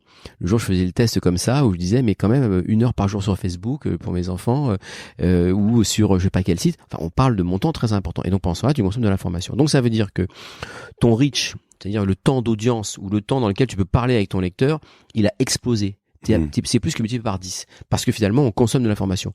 Alors, c'est vrai que tout ce temps qui a été créé, il a été créé sur le mobile, mais c'est pas du temps que tu as enlevé aux autres magazines, c'est du temps que tu as rajouté. Il n'y avait pas de smartphone avant. C'est ça, hein. Du coup, ton métier aujourd'hui, on parle de l'économie de l'attention, mais tu parles de trouver un lecteur pour leur proposer un annonceur. Si je dois post-rationaliser au plus loin du loin le métier d'un média, c'est ça, et c'était ça avant. C'était ça, TF1, et c'était ça, Figaro il y a 50 ans, et voilà, c'est dire je dois avoir le plus de temps et le plus de volume de lecteurs exposés à mes médias, donc voilà, qui vont lire ou regarder des vidéos ou écouter des choses, etc., pour pouvoir vendre ce temps d'attention à des annonceurs, avec notamment potentiellement, idéalement, une forme de conversion qui me permet de dire à la bonne personne, tiens Pascal, en ce moment je pense qu'il voudrait acheter des fleurs pour chez lui, parce que voilà, et donc je sais qu'il veut en acheter, donc je lui donne le bon annonceur en face, c'est ça. Ce qui est intéressant, c'est que ton temps d'écoute, ton reach, c'est-à-dire le reach, c'est la portée, hein, donc c'est ça. Ton marché a grandi de plus de 10 fois. D'accord. Donc c'est important. Encore une fois, on est passé quand il n'y avait pas le smartphone. Donc finalement, tout ce temps d'attente ou de temps de consommation sur ton smartphone, il faut bien le nourrir. Et donc on a tous créé des sites de l'information, etc. Oui. Et donc finalement, tu te retrouves à dire que c'est complémentaire par rapport à ce que tu avais avant. Finalement, qu'est-ce que nous on a fait? En plus, venant là de ce monde du digital, on adresse les différents supports avec les bons formats. Il faut faire du podcast, on fait du podcast. Il faut faire de la vidéo, on fait de la vidéo, etc., etc. Les newsletters, le site web, etc. Les événements maintenant du hors-média, on le fait aussi. Et donc finalement, ton temps d'exposition, il augmente. Mais tu vois, t'en parles encore une fois naturellement. Alors je voudrais revenir au jour 1 de Reworld et comprendre pourquoi, comment. Mais tous les gens que je connais dans les médias, ils ont quand même ce problème, c'est que en fait, t'avais avant, je vendais des pages de pub. Moi, j'ai fait ça pendant. Le seul boulot que j'ai eu ailleurs, c'est que j'ai bossé dans un média que le quotidien gratuit Métro. Tu vends des pages de pub, c'est facile. Tu te dis bon, voilà, j'ai 450 000 copies distribuées par jour, j'ai 2 millions de lecteurs, ça vaut tant. Tu vas voir, tu t'appelles Dell, tu mets une pub là-dedans, tu mets un numéro spécifique juste sur ce média. Donc moi, j'arrivais à vendre du contact en fait. Finalement, j'arrivais à dire à Dell, en mettant ce numéro-là, tu vas voir, tu vas vendre 200 ordinateurs par jour. Bon, très bien. Le problème, c'est que quand tu transformes ces médias, tu arrives avec ce que tu appelles une régie, donc des commerciaux qui vont vendre tous ces papiers, et eux, du jour au lendemain, tu vas leur dire, mais il faut vendre des podcasts, il faut vendre et il y a aucun média qui y arrive. Comment, enfin, je veux dire, j'exagère un peu, tu me regardes un peu en regardant en l'air, mais pourquoi toi t'es arrivé en 2011 en te disant, attends, moi je vais changer ça, je vais reprendre des médias existants et je vais y arriver. Pourquoi tu t'es dit ça et comment t'as réussi? Bon. Tu te souviens, le côté full entrepreneur qui croit que tout est possible, qui a peur de rien et il y va. Et finalement, l'entrepreneur, en fait, il a aussi appris un truc, c'est la culture de l'échec. Et ça, c'est qu'un truc que d'entrepreneur. L'entrepreneur n'a pas peur d'essayer parce qu'il a pas peur de l'échec. Tout à fait. Et tu apprends beaucoup plus de tes échecs que de tes succès. Et ça, c'est un truc de base. Parce que si tu as peur de te tromper, tu n'entreprendras jamais. Quand t'as pas peur, tu y vas et tu sais que chaque problème va te faire grandir encore plus. Et donc, lorsque je décide de me mettre dans les médias, je me dis, il y a un problème, c'est que le lecteur a déjà bougé, parce que le smartphone. Et il y a un autre problème, qui pour moi donc est une opportunité, c'est que les groupes médias subissent ce marché. Et donc, faut le faire. Donc, ton premier client, encore une fois, c'est ton lecteur. Donc, avant de parler d'argent ou de la régie, il faut déjà que j'existe là où je dois exister. Donc, je dois absolument parler sur chacune des marques médias que j'ai rachetées, sur l'ensemble des supports. Donc quand je crée Reworld Media, ça c'est ma conviction industrielle, avec derrière une vraie connaissance de la data, la technologie, je sais comment ça marche, le trading desk qui arrive, je le sens, ça, je suis dedans, donc je vois bien comment ça marche. Tu vas nous expliquer après, oui. Et donc finalement, et j'en ai pas peur, puisque c'est ma vie ça. Et de l'autre côté, il me manque quand même un truc, des marques médias. Personne connaît Reworld Media, tu vois, on n'est pas connu, et donc il me faut des marques fortes. Et donc j'ai la chance assez rapidement d'aller pouvoir acheter des marques presse finalement chez tout le monde, et moi je les achète pour des marques médias, Marie-France, Automoto, Campagne Décoration, Maison de Travaux, maintenant Sciences et Vie, Chat Français, enfin etc. Oui, mais tu vois par exemple, excuse-moi, c'est pas une no offense, tu vois, je parle de Marie-France quoi, mais what the fuck, tu vois, enfin, c'est parce que moi je le lis tous les jours, Marie-France. Non, mais, tu vois, tu lis pas Marie-France? Mais je t'assure, moi tous les jours je le lis même plusieurs fois. Mais je devrais probablement, je serais plus. Non mais tu vois, marque digitale 2011, Marie-France quoi, tu vois. Enfin, excuse-moi, comment d'où tu sors, Pascal, putain. Non mais là, en fait, ce qui est assez intéressant, c'est que venant de ce monde où tu connais la data, il faut être vachement qualifié, etc., tu sais qu'il n'y a pas de sous-marque. C'est une marque correspond à un lectorat, qu'il soit petit ou gros, peu importe. J'en pleure, putain. C'est beau comme ça, non? T'as vu? C'est émouvant, non? Marie-France, pardon. Et donc, finalement, qu'est-ce que tu m'enfileras une copie en sortant, s'il te plaît, tu m'enfileras un exemplaire. Pardon. Qu'est-ce que tu fais, en fait, c'est que tu te dis, il faut que j'aille récupérer des marques pour couvrir l'ensemble du lectorat. Du jeune, du moins jeune, femme, homme, sportif, passionné de bagnole, cuisine, etc. Mais c'est pareil, ça c'est une thèse. Je veux dire, Ah il oui, y a plein de gens. Moi, j'ai une autre thèse typiquement. Ce que je fais sur les podcasts, c'est que je veux faire que du B2B vers une cible très précise. Je me dis, je veux me concentrer. Mais il faut sur faire un que truc. ça. Tu as raison. Et toi, tu te dis, je vais aller chercher de l'auto, du Marie-France. J'ai une vision ambitieuse qui est de dire, quand on lance ce groupe avec Gauthier, on en parle tous les deux. Je lui dis, on va faire 100 millions d'euros. Je pense qu'il m'a pris pour un taré quand je lui dis ça. De chiffre d'affaires. D'accord. Ouais, de chiffre d'affaires. Et finalement, on a fait 500, donc tu vois. Et je vais C'est que le début. Je vais donner une autre anecdote, c'est que il y a pas longtemps, il y a quelques mois, on a fait un séminaire avec toutes les équipes là, et on parle pas mal de choses qu'on va faire dans l'année, enfin etc. Bon, et puis finalement, je fixe des objectifs à chacun, et puis je les regarde bien droit dans les yeux, et je leur dis bon bah maintenant on y va, et donc on va faire 1 milliard d'euros de chiffre d'affaires. Et quand j'ai dit ça, je l'ai presque dit pour déconner. Et ils ont pas du tout rigolé, ils ont noté, ils n'ont pas posé de questions, il n'y a pas eu de plainte. Alors je me suis dit, putain, je suis con, j'aurais dû dire 2 milliards parce que puisque ça va. Comme quand tu vends un truc, ouais. J'aurais dû faire plus cher. Et puis je me dis quand même, c'est quand même une histoire humaine de dingue cette boîte. Ouais. Ça fait 7 ans qu'on a monté cette boîte. Chaque année, ça va plus loin, ils sont à fond, une motivation de dingue. Si demain je leur dis 1 milliard, ils disent bah ouais, où est le problème? Ils savent qu'ils vont le faire. Mais j'aurais dit 2, pareil. Tu vois. Et ça, c'est génial parce que finalement, ils sont embarqués et je peux t'assurer qu'on va faire le milliard d'ailleurs. Mais du coup. Et donc, pour revenir maintenant sur les différentes marques, etc. Ce qui est important, en fait, c'est de dire, ou Marie-France, c'est de dire, si tu veux être capable d'être bon dans les différents secteurs, il faut que tu ailles chercher une marque dans le secteur. Alors après, est-ce que c'est la meilleure, pas la meilleure, ça, il faut bien commencer avec quelque chose. Donc nous, quand on a démarré, on a eu la chance de pouvoir acheter notre première marque, qui était Marie-France. Je connais pas du tout le secteur de la mode, etc. Je viens pas de là, je n'ai pas les codes, etc. Mais il faut bien commencer par quelque chose. À qui tu rachètes Marie-France? Au groupe Marie-Claire. Et pourquoi ils leur vendent? Parce que c'est pas bien? Parce que tu vois ce qui se passe aujourd'hui, c'est que t'as pas mal de gens qui préfèrent se séparer de ce qu'ils ont dans le secteur des médias parce qu'ils ont pas envie, ils ont pas la connaissance. C'est une autre histoire. Bah, oui, ils s'enlisent en plus depuis longtemps. Ouais, c'est une autre histoire. Ils ont pas envie, ils ont pas l'énergie. Bon, bah, c'est comme ça. Et donc finalement, c'est comme toujours. Quand tu vends un truc ou quand tu quittes quelque chose, ça va intéresser quelqu'un d'autre. Donc voilà, c'est comme ça. Et ça, c'est des marques que tu rachètes. Donc ce sont des entreprises avec des journalistes et des commerciaux, des équipes complètes. Ouais. Et généralement, les contextes, c'est quoi? Vous êtes beaucoup à vous battre? Oui, justement, il y a personne qui veut les racheter. Bah non, c'est-à-dire que tu vois, c'est marrant parce que bon, maintenant, les gens commencent à comprendre en fait que la presse, c'est vachement bien à racheter pour l'emmener dans le digital. Et évidemment, c'est ce qu'on fait. Et les gens ils se disent, le con, il a réussi à le faire. Et franchement, c'est pas très compliqué ce qu'on a fait. Hein. Faut y aller quoi. Mais à partir du moment où tu dis que tu rachètes une marque, un magazine de presse et que tu en fais une marque, la première chose que tu fais, c'est de le mettre sur le digital. À l'époque, il n'y avait pas de site web, donc tu crées un site web, etc. Bon. Quelques années après, ton magazine est toujours là, mais pour donner des chiffres, t'as un magazine qui diffusait, je sais pas, à 100 000 et qui diffuse à 80 000, donc ça a baissé. Mais t'as un site qui n'existait pas, et aujourd'hui t'as un site qui doit faire 4,5 millions de visiteurs uniques par mois. Donc si tu veux, les économies d'échelle sont dingues. Ouais. Et mon lectorat sur Internet n'est pas le même que sur le magazine. Évidemment, il est beaucoup plus important, mais j'ai bien un lectorat. Et finalement, oui, ce qu'on sait sur Internet, c'est que le lectorat, il existe de 7 ans jusqu'à 90 ans. Ça, c'est la réalité. Et donc, avec les différentes marques médias que tu vas avoir, tu vas parler à une frange de population. Et moi, je suis simplement un multispécialiste où je vais additionner des marques dans des univers où à chaque fois, je parle à des passionnés. Et ça, c'est très très bien. Et par exemple, tout à l'heure, tu disais chasse, pêche, nature et le chasseur français. Chasseur français, pardon. Ça doit être un concurrent, l'autre. Le chasseur français, par exemple, tu dis, il a pas de site internet. Pourtant, là, typiquement, alors, et c'est là où moi, je suis toujours très surpris parce que je me dis, là, t'es sur un truc hyper affinitaire, où il y a des grosses communautés, où il y a, typiquement, où il y a potentiellement de l'argent parce que les chasseurs, ils ont de l'argent, ils dépensent beaucoup, etc., etc. Ils ont des armes qui coûtent cher, des munitions qui coûtent cher, etc., etc.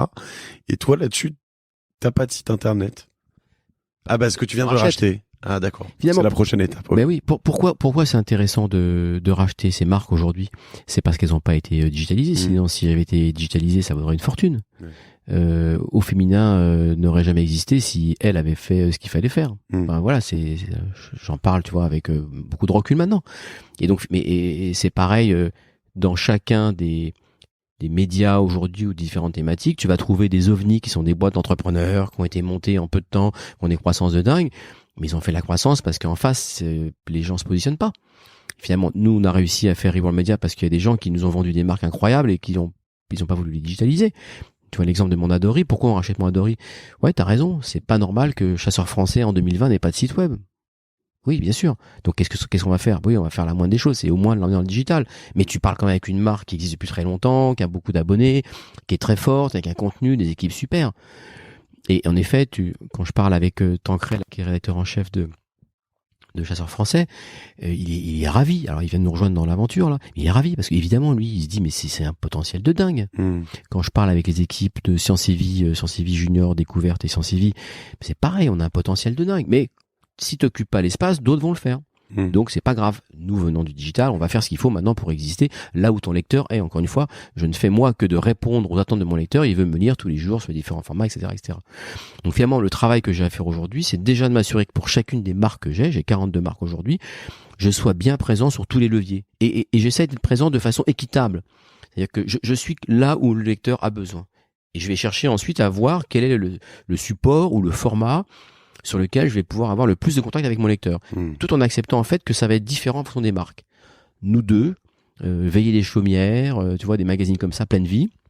De l'autre côté, Sciences et Vie Découverte, Grazia, je vois, Chasseurs Français, enfin voilà, c'est différent. J'ai des marques médias aujourd'hui dans lesquelles, je sais pas, un automoto, je fais beaucoup de vidéos parce que les gens, ils adorent écouter le bruit du moteur des voitures.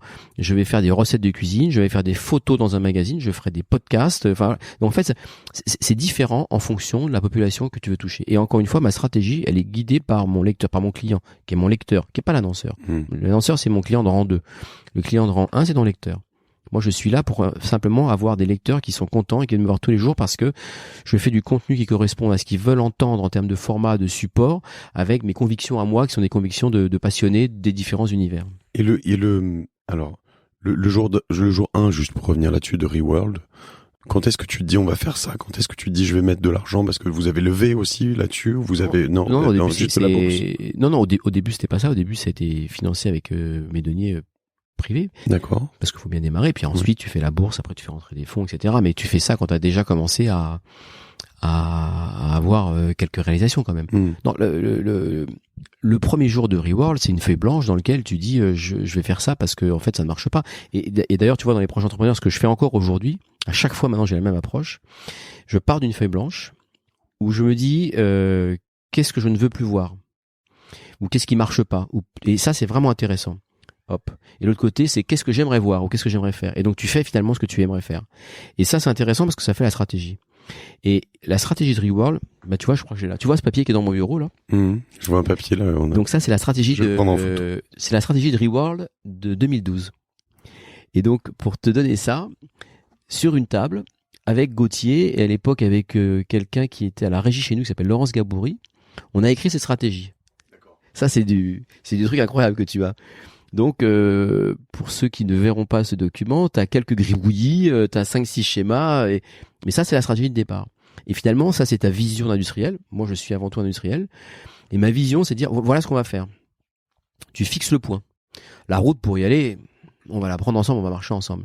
Mais finalement, ça, c'était ce que je te dis aujourd'hui, ce qu'on fait. C'est simplement de dire, je récupère des marques, je vais l'emmener sur les différents supports, je vais adapter le contenu que je vais produire à mon lecteur, et si je suis capable d'exister sur l'ensemble des leviers, alors le lecteur sera avec moi. Et le jour où le lecteur est avec moi et j'ai de l'audience, alors je ferai de l'argent.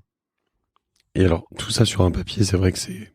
Moi, tu me montrais ça il y a quelques années, pour travailler avec quand même beaucoup d'acteurs, et il y en a quand même beaucoup qui avaient déjà digitalisé. Je vais prendre, je sais pas, Ouest France, Le Figaro, ou alors là, je suis sur la presse quotidienne, c'est différent.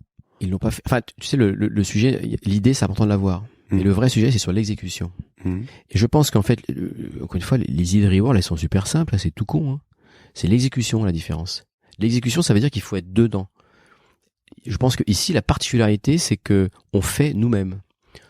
On est capable de développer le site au sens où je vais le faire en peu de temps. Les projets chez nous, c'est 6 semaines. Quand il faut aller voir un client, je vais chez le client.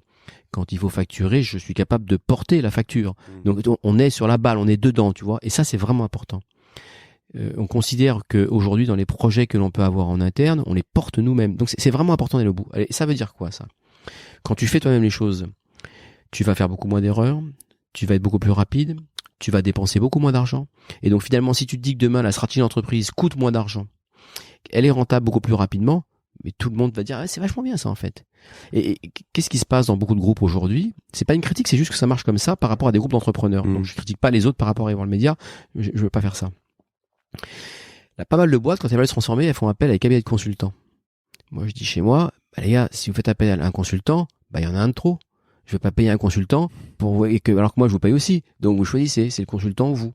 C'est toi, c'est un peu basique. Il est en train de torpiller mon business. non, mais c'est une partie de ce qu'on fait, mais en l'occurrence, on essaye plutôt d'aider. En l'occurrence, on n'est pas, mais je comprends ce que tu dis. On n'est pas entrepreneur là qui te parle. Oui, non, mais nous, on n'est pas dans l'exécution à la place de notre client. On est plus dans de la strat et de la réflexion, ce qui est très différent. Mais typiquement, tu vois, je prends des. Alors là, tu irais par exemple, toi, dans je sais pas, la Provence, un Nice matin ou des choses comme ça où j'ai l'impression que non. En fait, après dans les convictions industrielles des médias, je cherche à rester dans des médias de consommation, des médias de passionnés. Parce que encore une fois, sur Gourmand, qui est le magazine de cuisine, voilà, j'ai des passionnés de cuisine. Et j'adore leur parler, et ils viennent me voir sans arrêt, etc. Donc la news, par exemple, c'est doomed, ça va. La news, non, c'est la news, une fois que tu peux la voir n'importe où sur Internet de chez n'importe qui. Et puis donc tu vas picorer à droite à gauche, mais voilà. Il y a pas de modèle économique parce que je suis pas capable de garder mon lecteur. Pour moi, ce qui est important, c'est que le lecteur qui va venir sur un de mes médias, je veux le garder le plus longtemps possible parce qu'il adore la relation que j'ai avec lui. Je lui parle, il est passionné, voilà, on a des échanges ensemble. Et ensuite, l'intérêt, c'est que je le prends par la main et je vais l'emmener de ma newsletter à mon site web, à mon magazine, à mes événements, etc., etc. Et alors, ça, en quelques années, vous avez réussi à le faire avec un grand nombre de marques médias. Mais vous avez aussi quand tu l'expliques comme ça, Reworld a quand même chez certains journalistes particulièrement un côté, on a l'impression de voir une sorte de grand méchant loup de temps en temps. Tu vois de quoi je parle? Et en tout cas, moi, pour vous fréquenter de temps en temps, et comme je l'ai dit tout à l'heure, moi, je suis pas dans la flagornerie, sinon je t'aurais juste pas appelé, puis je me serais pas dit, je serais pas venu ici. Mais à chaque fois que je viens ici, je vois des gens plutôt cool, des gens passionnés, etc., etc. Et pourtant, il y a toujours une grosse friction. Alors dans la presse, il y a ce qu'on appelle comment on appelle ça, les droits pour les journalistes qui peuvent sortir. Il me semble que la clause de cession, par exemple. Donc quand un nouveau propriétaire rachète un titre de presse, les gens qui ont des cartes de presse, les journalistes peuvent partir avec des avantages certains généralement, notamment en fonction des années, etc. J'ai l'impression qu'il y a des esclandres systématiquement et peut-être encore plus avec vous. Enfin, je te pose la question cash parce que je pense qu'il faut l'adresser. T'as pas l'air d'être un mauvais bougre. Vous avez l'air de faire marcher les trucs. Alors peut-être que tu vends bien ton truc, mais enfin, c'est pas l'impression que j'en ai. C'est quoi l'explication que t'as toi là-dessus? Alors, parce qu'en plus, ça, j'ai plusieurs éléments. Ouais, j'ai plusieurs éléments de réponse. Les entrepreneurs, ça dérange. Tu es entrepreneur, je suis sûr qu'autour de toi, tout comme moi, il y a des gens qui aiment pas notre énergie. Parce que trop speed, trop d'idées, etc., ça les agace. C'est pour ça qu'il y a des entrepreneurs et puis des gens qui sont pas entrepreneurs. C'est pas grave, mais c'est vrai qu'on est différents. Ouais, c'est vrai. Mais ça agace. Le changement, ça agace. Dans tous les secteurs. Je rencontre plein de gars qui aujourd'hui veulent pas de changement dans leur vie privée, dans le boulot, etc. Moi, j'adore le mouvement. J'adore ça. Ça agace, on est différents. Le secteur des médias, c'est un secteur qui a pas changé depuis très longtemps. Et Internet, tout ce qui s'est passé là, ça fait peur à tout le monde. Et franchement, je le comprends. Parce que nous qui vivons dedans, on s'éclate avec tout ce qu'on fait, nos machins de geek, le mobile, machin, etc., les podcasts, c'est super. Mais le gars là qui suit pas notre secteur, qui nous dit mais je comprends rien quand vous me parlez les gars, vous parlez avec des acronymes, j'y comprends rien du tout. C'est quoi votre métier en fait? À qui tu réponds? Mais tu sais, on vend du clic. C'est quoi du clic? Enfin, c'est compliqué notre marché. C'est pour ça que j'essaye aussi de reprendre les mots, d'expliquer à chaque fois, de démocratiser un peu tout ça. Donc tu te retrouves avec pas mal de gens qui finalement, encore une fois, entrepreneurs positifs. Puis t'as plein de gens qui se disent bon allez, le changement c'est super, on y va, et qui disent mais c'est génial en fait le changement. Finalement le changement c'est juste de vivre avec son temps. Il y a que finalement tu fais un podcast parce que les gens ils aiment bien t'écouter, donc c'est normal que tu le fasses. Si demain tu veux faire un échange comme ça, comme on fait tous les deux dans un article, faudrait que tu fasses un livre. Ça va te prendre un an. Ouais. C'est juste différent. Donc faut vivre avec son temps. Et puis après t'as la spécificité française qui est un truc à part. Et tu vois bien avec les réformes des retraites, etc. C'est que t'as toujours des trucs particuliers en France. Il y a qu'un seul endroit au monde où tu as ces histoires de clause de cession, etc. Donc je vais pas reparler de ça, mais si je te parle des retraites, tu vois bien que finalement on essaie de défendre des acquis que l'on a, même si des fois on se dit quand même, on est les seuls à avoir ça, on pourrait essayer de faire différemment. Donc oui, tu auras toujours des gens qui disent bah non, mais on s'est battu pendant longtemps pour avoir ça, donc il faut le garder, etc. Donc voilà, c'est comme ça. C'est un peu ridicule. Pour revenir à faire un peu d'histoire, dans les clauses de cession, lorsque tu étais après-guerre et que finalement tu avais un magazine avec une politique et qui changeait de main, avec donc une orientation politique qui changeait de main, franchement, je comprends ça. Dans mon cas, lorsque j'ai un magazine de cuisine, c'est pas moi qui vais aller influencer la ligne éditoriale et j'ai pas comme vocation à changer la recette de la tartiflette. Chez Marie-France, t'as probablement changé beaucoup de choses. Voilà, tu vois que moi je suis extrêmement compétent dans ce secteur. Non mais c'est évident. Donc en fait, c'est juste un non-sujet. Alors je comprends, après c'est un débat, etc. Bon.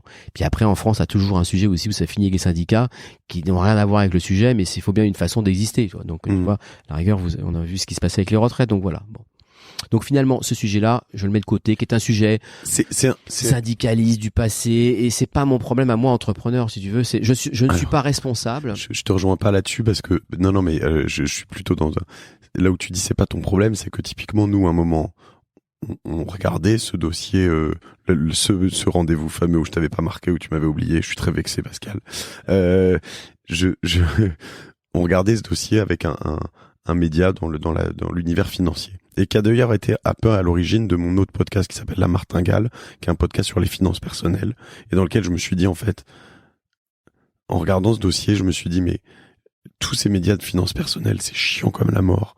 C'est des trucs de vieux, mais de méga vieux, pour des vieux riches. Ça n'a aucun intérêt, ça dit toujours la même chose, etc. Moi, je veux découvrir autre chose. Tu vois, je veux comprendre ce qui se passe dans la blockchain, dans les bitcoins, je veux comprendre ce qui se passe, et même dans l'or, pourquoi pas, dans les actions, dans les startups, comment je range dans tout ça, etc. Bon. Et dans ce rendez-vous, on parlait quand même potentiellement de racheter un bel asset pas digitalisé, une belle marque média pas digitalisée, un magazine. Et il y avait cette fameuse clause de cession. Et en fait, ce qui est fou, et ce que je trouve fou, c'est là où tu dis ça me regarde pas, mais si je te dis si ça te regarde en tant qu'entrepreneur, c'est que tu ne sais pas.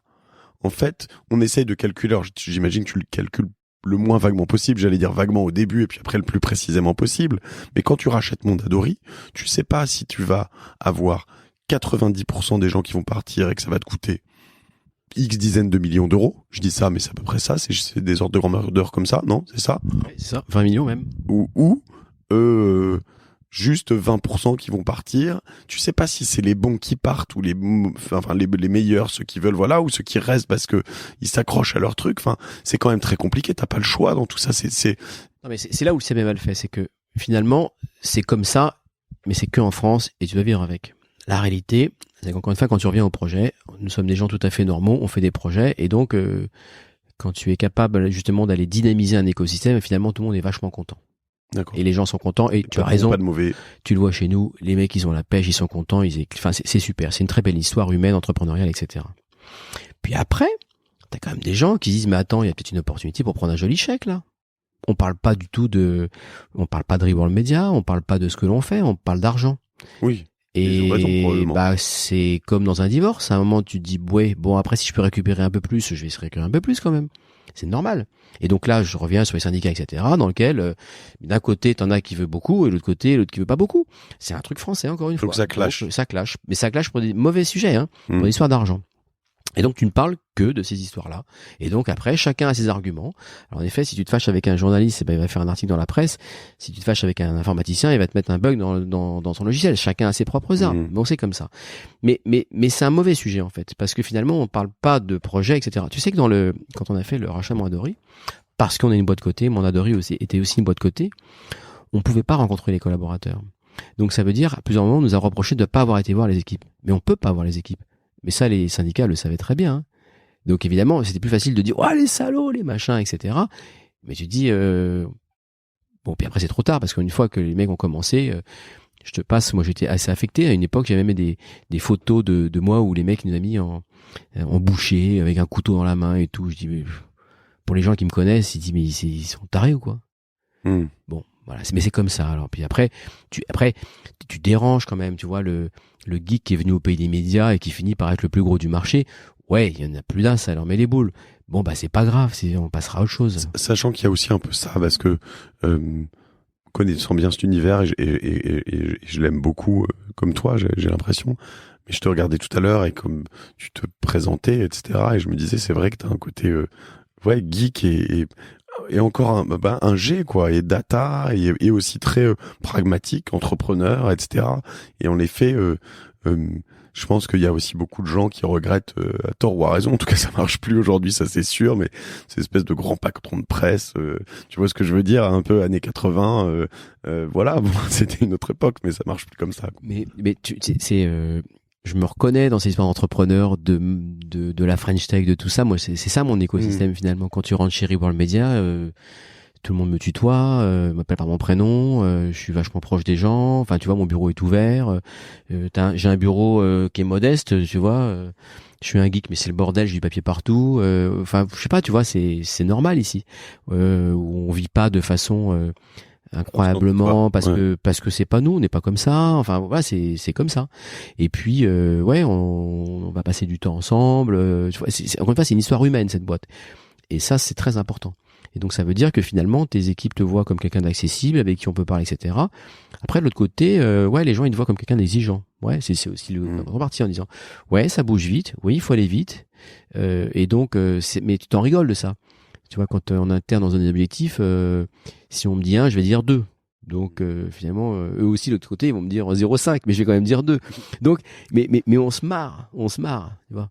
Et il n'y a pas de risque en interne quand on lance des projets. Et à aucun moment les équipes se disent si je plante, il va me virer. Non, ça marche jamais comme ça. Parce que je commence les réunions en disant voilà les conneries que moi j'ai fait cette semaine. Et ils disent alors si lui aussi nous dit les trucs qu'il a fait mal, nous aussi on peut essayer. C'est comme ça que ça marche. Ici, il y a aussi beaucoup d'humilité. Et ça aussi, c'est que moi, j'ai commencé quand même mon job par une crise. L'Internet a démarré avec une crise, si tu veux. Donc, ça veut dire que le marché sur lequel je suis, je sais qu'il peut disparaître du jour au lendemain. Je le pense pas, mais je sais que une crise, c'est possible. Quand tu as vécu pendant 30 ans dans un marché où tout allait bien, qui était le marché de la presse, ça t'emmerde en plus de voir les évolutions, un marché qui va mal, le digital, le mobile, tout ça, ça embête tout le monde. Nous, on a démarré avec un marché qui n'existait pas. Encore une fois, en venant de l'Internet. Donc, c'est sûr qu'on n'a pas la même vision, en fait, du job, de l'entreprise, etc. Tu me dis, tu partages un peu tes échecs en disant, voilà, je me suis foiré là-dessus, etc. Tu peux partager tes doutes? Ou c'est compliqué? Est-ce que, tu vois, par exemple, je reviens, mais alors, il y a les doutes et il y a tu vois, des moments de faiblesse ou, est-ce que quand, tu disais tout à l'heure, ça m'affectait, on mettait en bouchée, on mettait des choses comme ça. Est-ce que tu peux, dans ces moments-là, tu dois te montrer fort quand même. Est-ce que tu t'auto-persuades? Comment ça marche dans ta tête? Alors, je suis quelqu'un de extrêmement positif de tout. Parce que je suis comme ça, je suis joyeux et dans le boulot, même privé, vous m'entendrez jamais me plaindre parce que c'est comme ça. Donc en fait, je stresse jamais. Je sais pas comment je fais, mais bon, je suis comme ça. Et donc finalement, assez bizarrement, je crois que ça m'a pas touché tous ces articles, parce que finalement, c'est la rançon je vais pas dire la gloire parce que c'est pas le mot, mais c'est la rançon d'avoir créé un groupe qui fait 500 millions d'euros. Tu gênes. Ouais, c'est normal que tu déranges. Mais il faut aussi prendre un peu de hauteur et tu te dis, finalement, il y a beaucoup de gens, qui sont derrière en disant c'est génial, faut y aller, etc. Et quelques-uns qui se disent quand même ça dérange. Alors, voilà, la réalité c'est ça. Et donc, quand il y a un article qui est écrit où on dit n'importe quoi et par des gens qui, c'est pas très très important leur avis, genre sur ces histoires de syndicats, etc. Tu passes ça, tu dis c'est pas grave. C'est pas grave. Et en plus, moi, j'accepte vraiment depuis très longtemps la différence. On peut ne pas être d'accord. Chacun exprime ses idées et puis on n'est pas d'accord. À la fin, on n'est pas d'accord. Donc, bon, je te passe 1 an après. Finalement, la boîte, elle va bien, elle se développe, les gens sont contents, etc. Il y a toujours des gens qui sont maintenant en dehors, ils sont pas d'accord. C'est comme ça. Et je dois dire que je connais des gens en dehors qui sont pas d'accord, mais connais aussi des gens en dedans qui étaient chez Mondadori avant et qui sont très contents. Donc, pour le coup, je connais les deux. Donc, voilà. Mais alors, comment c'est quoi tu dis, je suis comme ça, je suis très content, etc. T'as des soupapes, tu dors beaucoup? Je dors pas beaucoup, je fais pas mal le sport. J'ai plein de copains, le week-end, tu vois. Ouais. Dès que je peux. Moi, pareil, que Jérémy m'a dit que tu faisais des sports extrêmes. Alors, moi, je suis plutôt sport où je me fais mal. Ouais. Et je suis pas trop, tu vois, moi, faut que ça bouge, quoi. Ouais. Donc, je suis plutôt une course de VTT ou un truc un peu chaud. Ouais. Je suis plutôt un running, mais un truc pareil où on y va. sais pas, escalade, saut élastique, des bêtises, quoi, tu vois. Ouais, ok. Si je fais du vélo, je fais du VTT, tu vois, plutôt du vélo de route, enfin, etc. Donc, c'est ça. T'as besoin de te défouler, quoi, finalement. Ouais, et puis c'est un peu comme dans ce que je fais au quotidien, faut que je me dépasse. Donc, on fait le mode day, tu vois, avec les collaborateurs, tu vois. Donc, on pourrait courir dans le bois de Boulogne, mais non, on va se mettre la tête dans la boue, on se fait électrifier, et puis on rentre, et t'es KO. On passe dans le bac à 12 degrés, là, quel enfer. Et t'as des routines, je sais pas, des choses pour progresser, des choses pour te canaliser, il y a des choses que tu médites, je sais pas. Non, je préfère les apéros à la méditation. Et j'adore plutôt aller boire une bonne bouteille de vin, tu vois, plutôt que ça. Mais bon, écoute, j'essaye de préserver, tu vois, aujourd'hui dans les équipes, dans les projets, justement ce côté entrepreneur où en fait il faut sans arrêt je me mette dans une logique en disant et si on faisait ça, etc., et de partager l'énergie. Quand je passe un peu de temps chez 50 Partners avec des entrepreneurs qui démarrent, j'adore ça, je leur donne de l'énergie, de la vision, c'est super. En interne, j'écoute. Et finalement, je vois souvent en fait que les gens viennent me raconter un problème en disant est-ce que ça va le toucher ? Et finalement, si ça me touche pas, ils disent ça doit pas être très grave. Et finalement, ils repartent en disant ok, on va régler. Et ça, c'est assez intéressant, c'est que j'essaye un peu, tu vois, de donner de la vision parce que c'est quand même mon rôle ici de donner de la vision, de s'assurer que finalement on va bien ensemble dans le même sens, mais tout en laissant un peu de l'attitude à tout le monde pour qu'on fasse nos projets, nos idées, nos folies, enfin etc.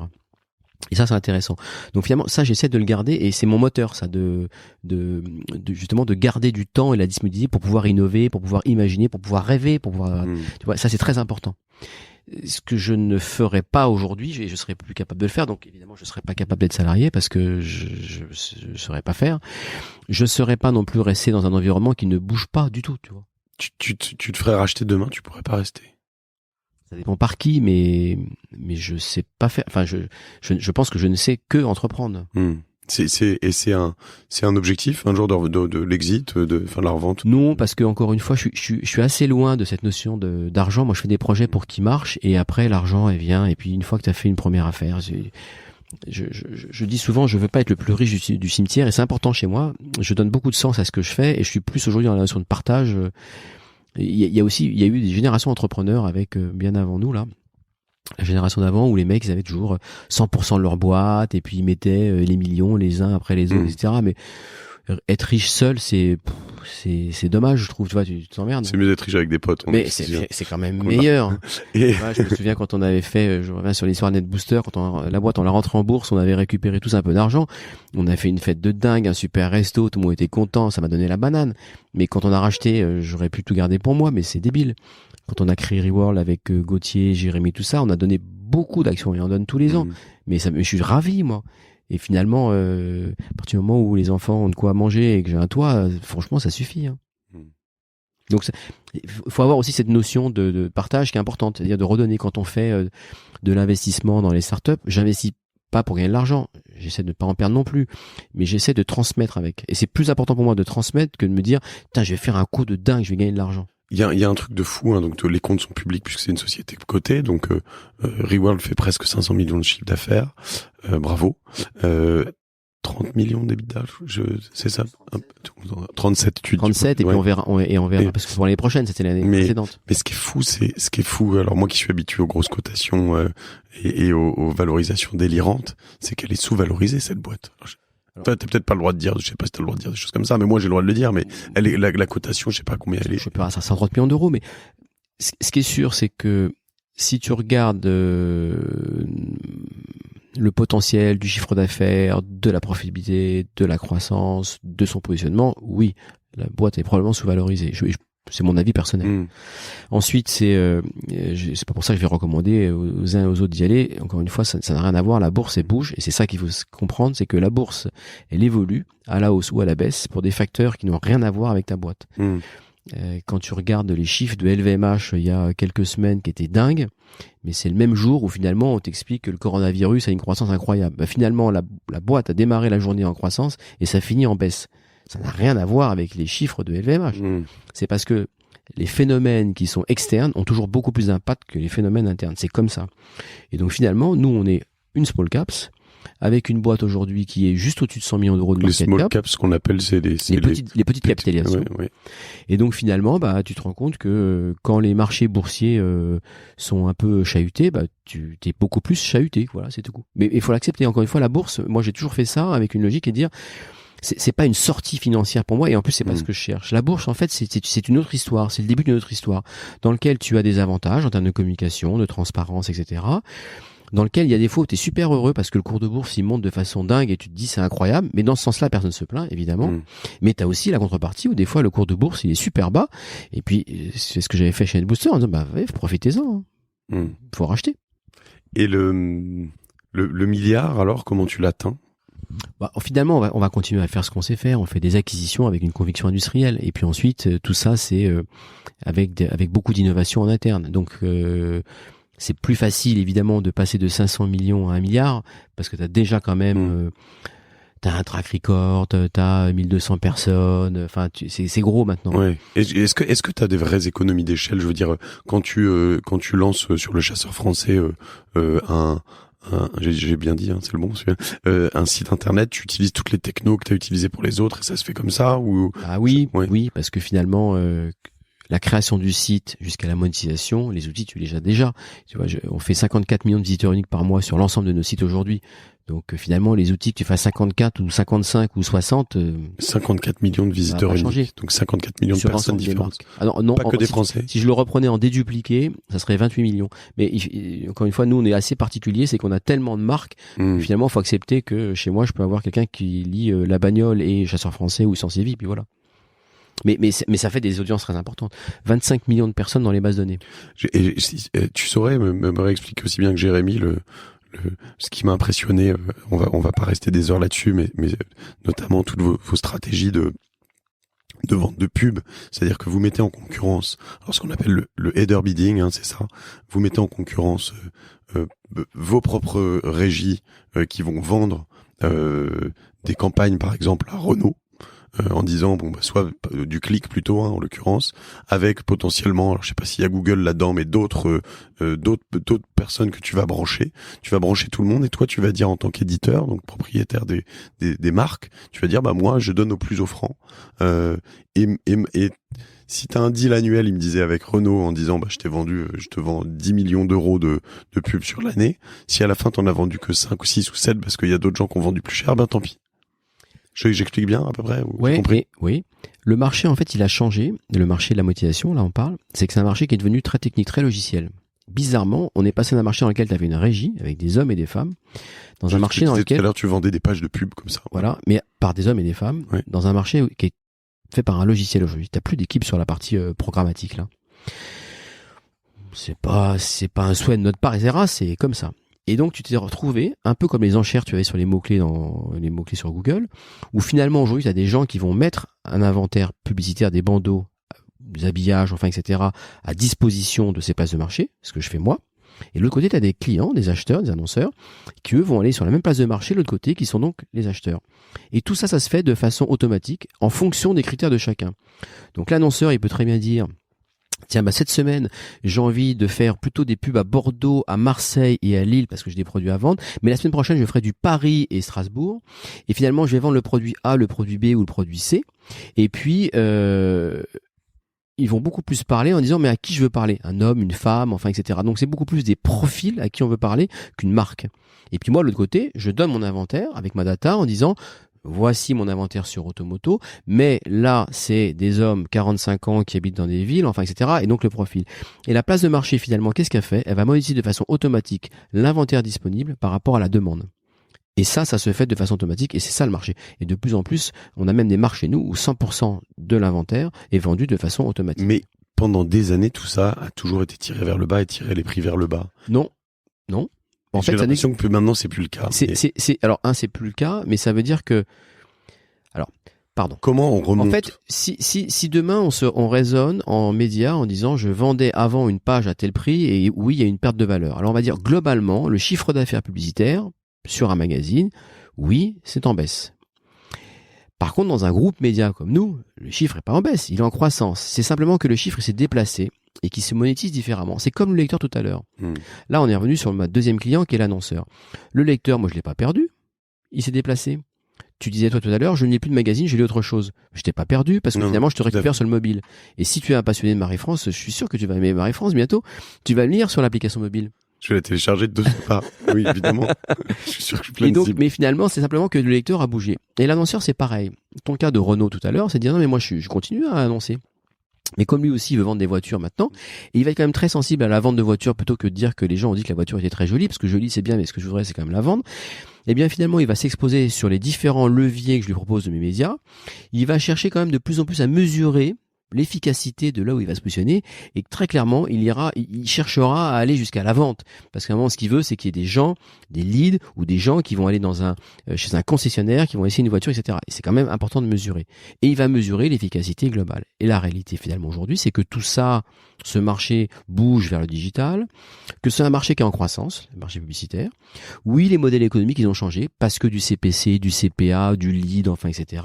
Donc ouais, le modèle économique a changé, mais encore une fois tout à l'heure on parlait de reach, c'est-à-dire ton potentiel de marché est apporté est beaucoup plus important dans la publicité.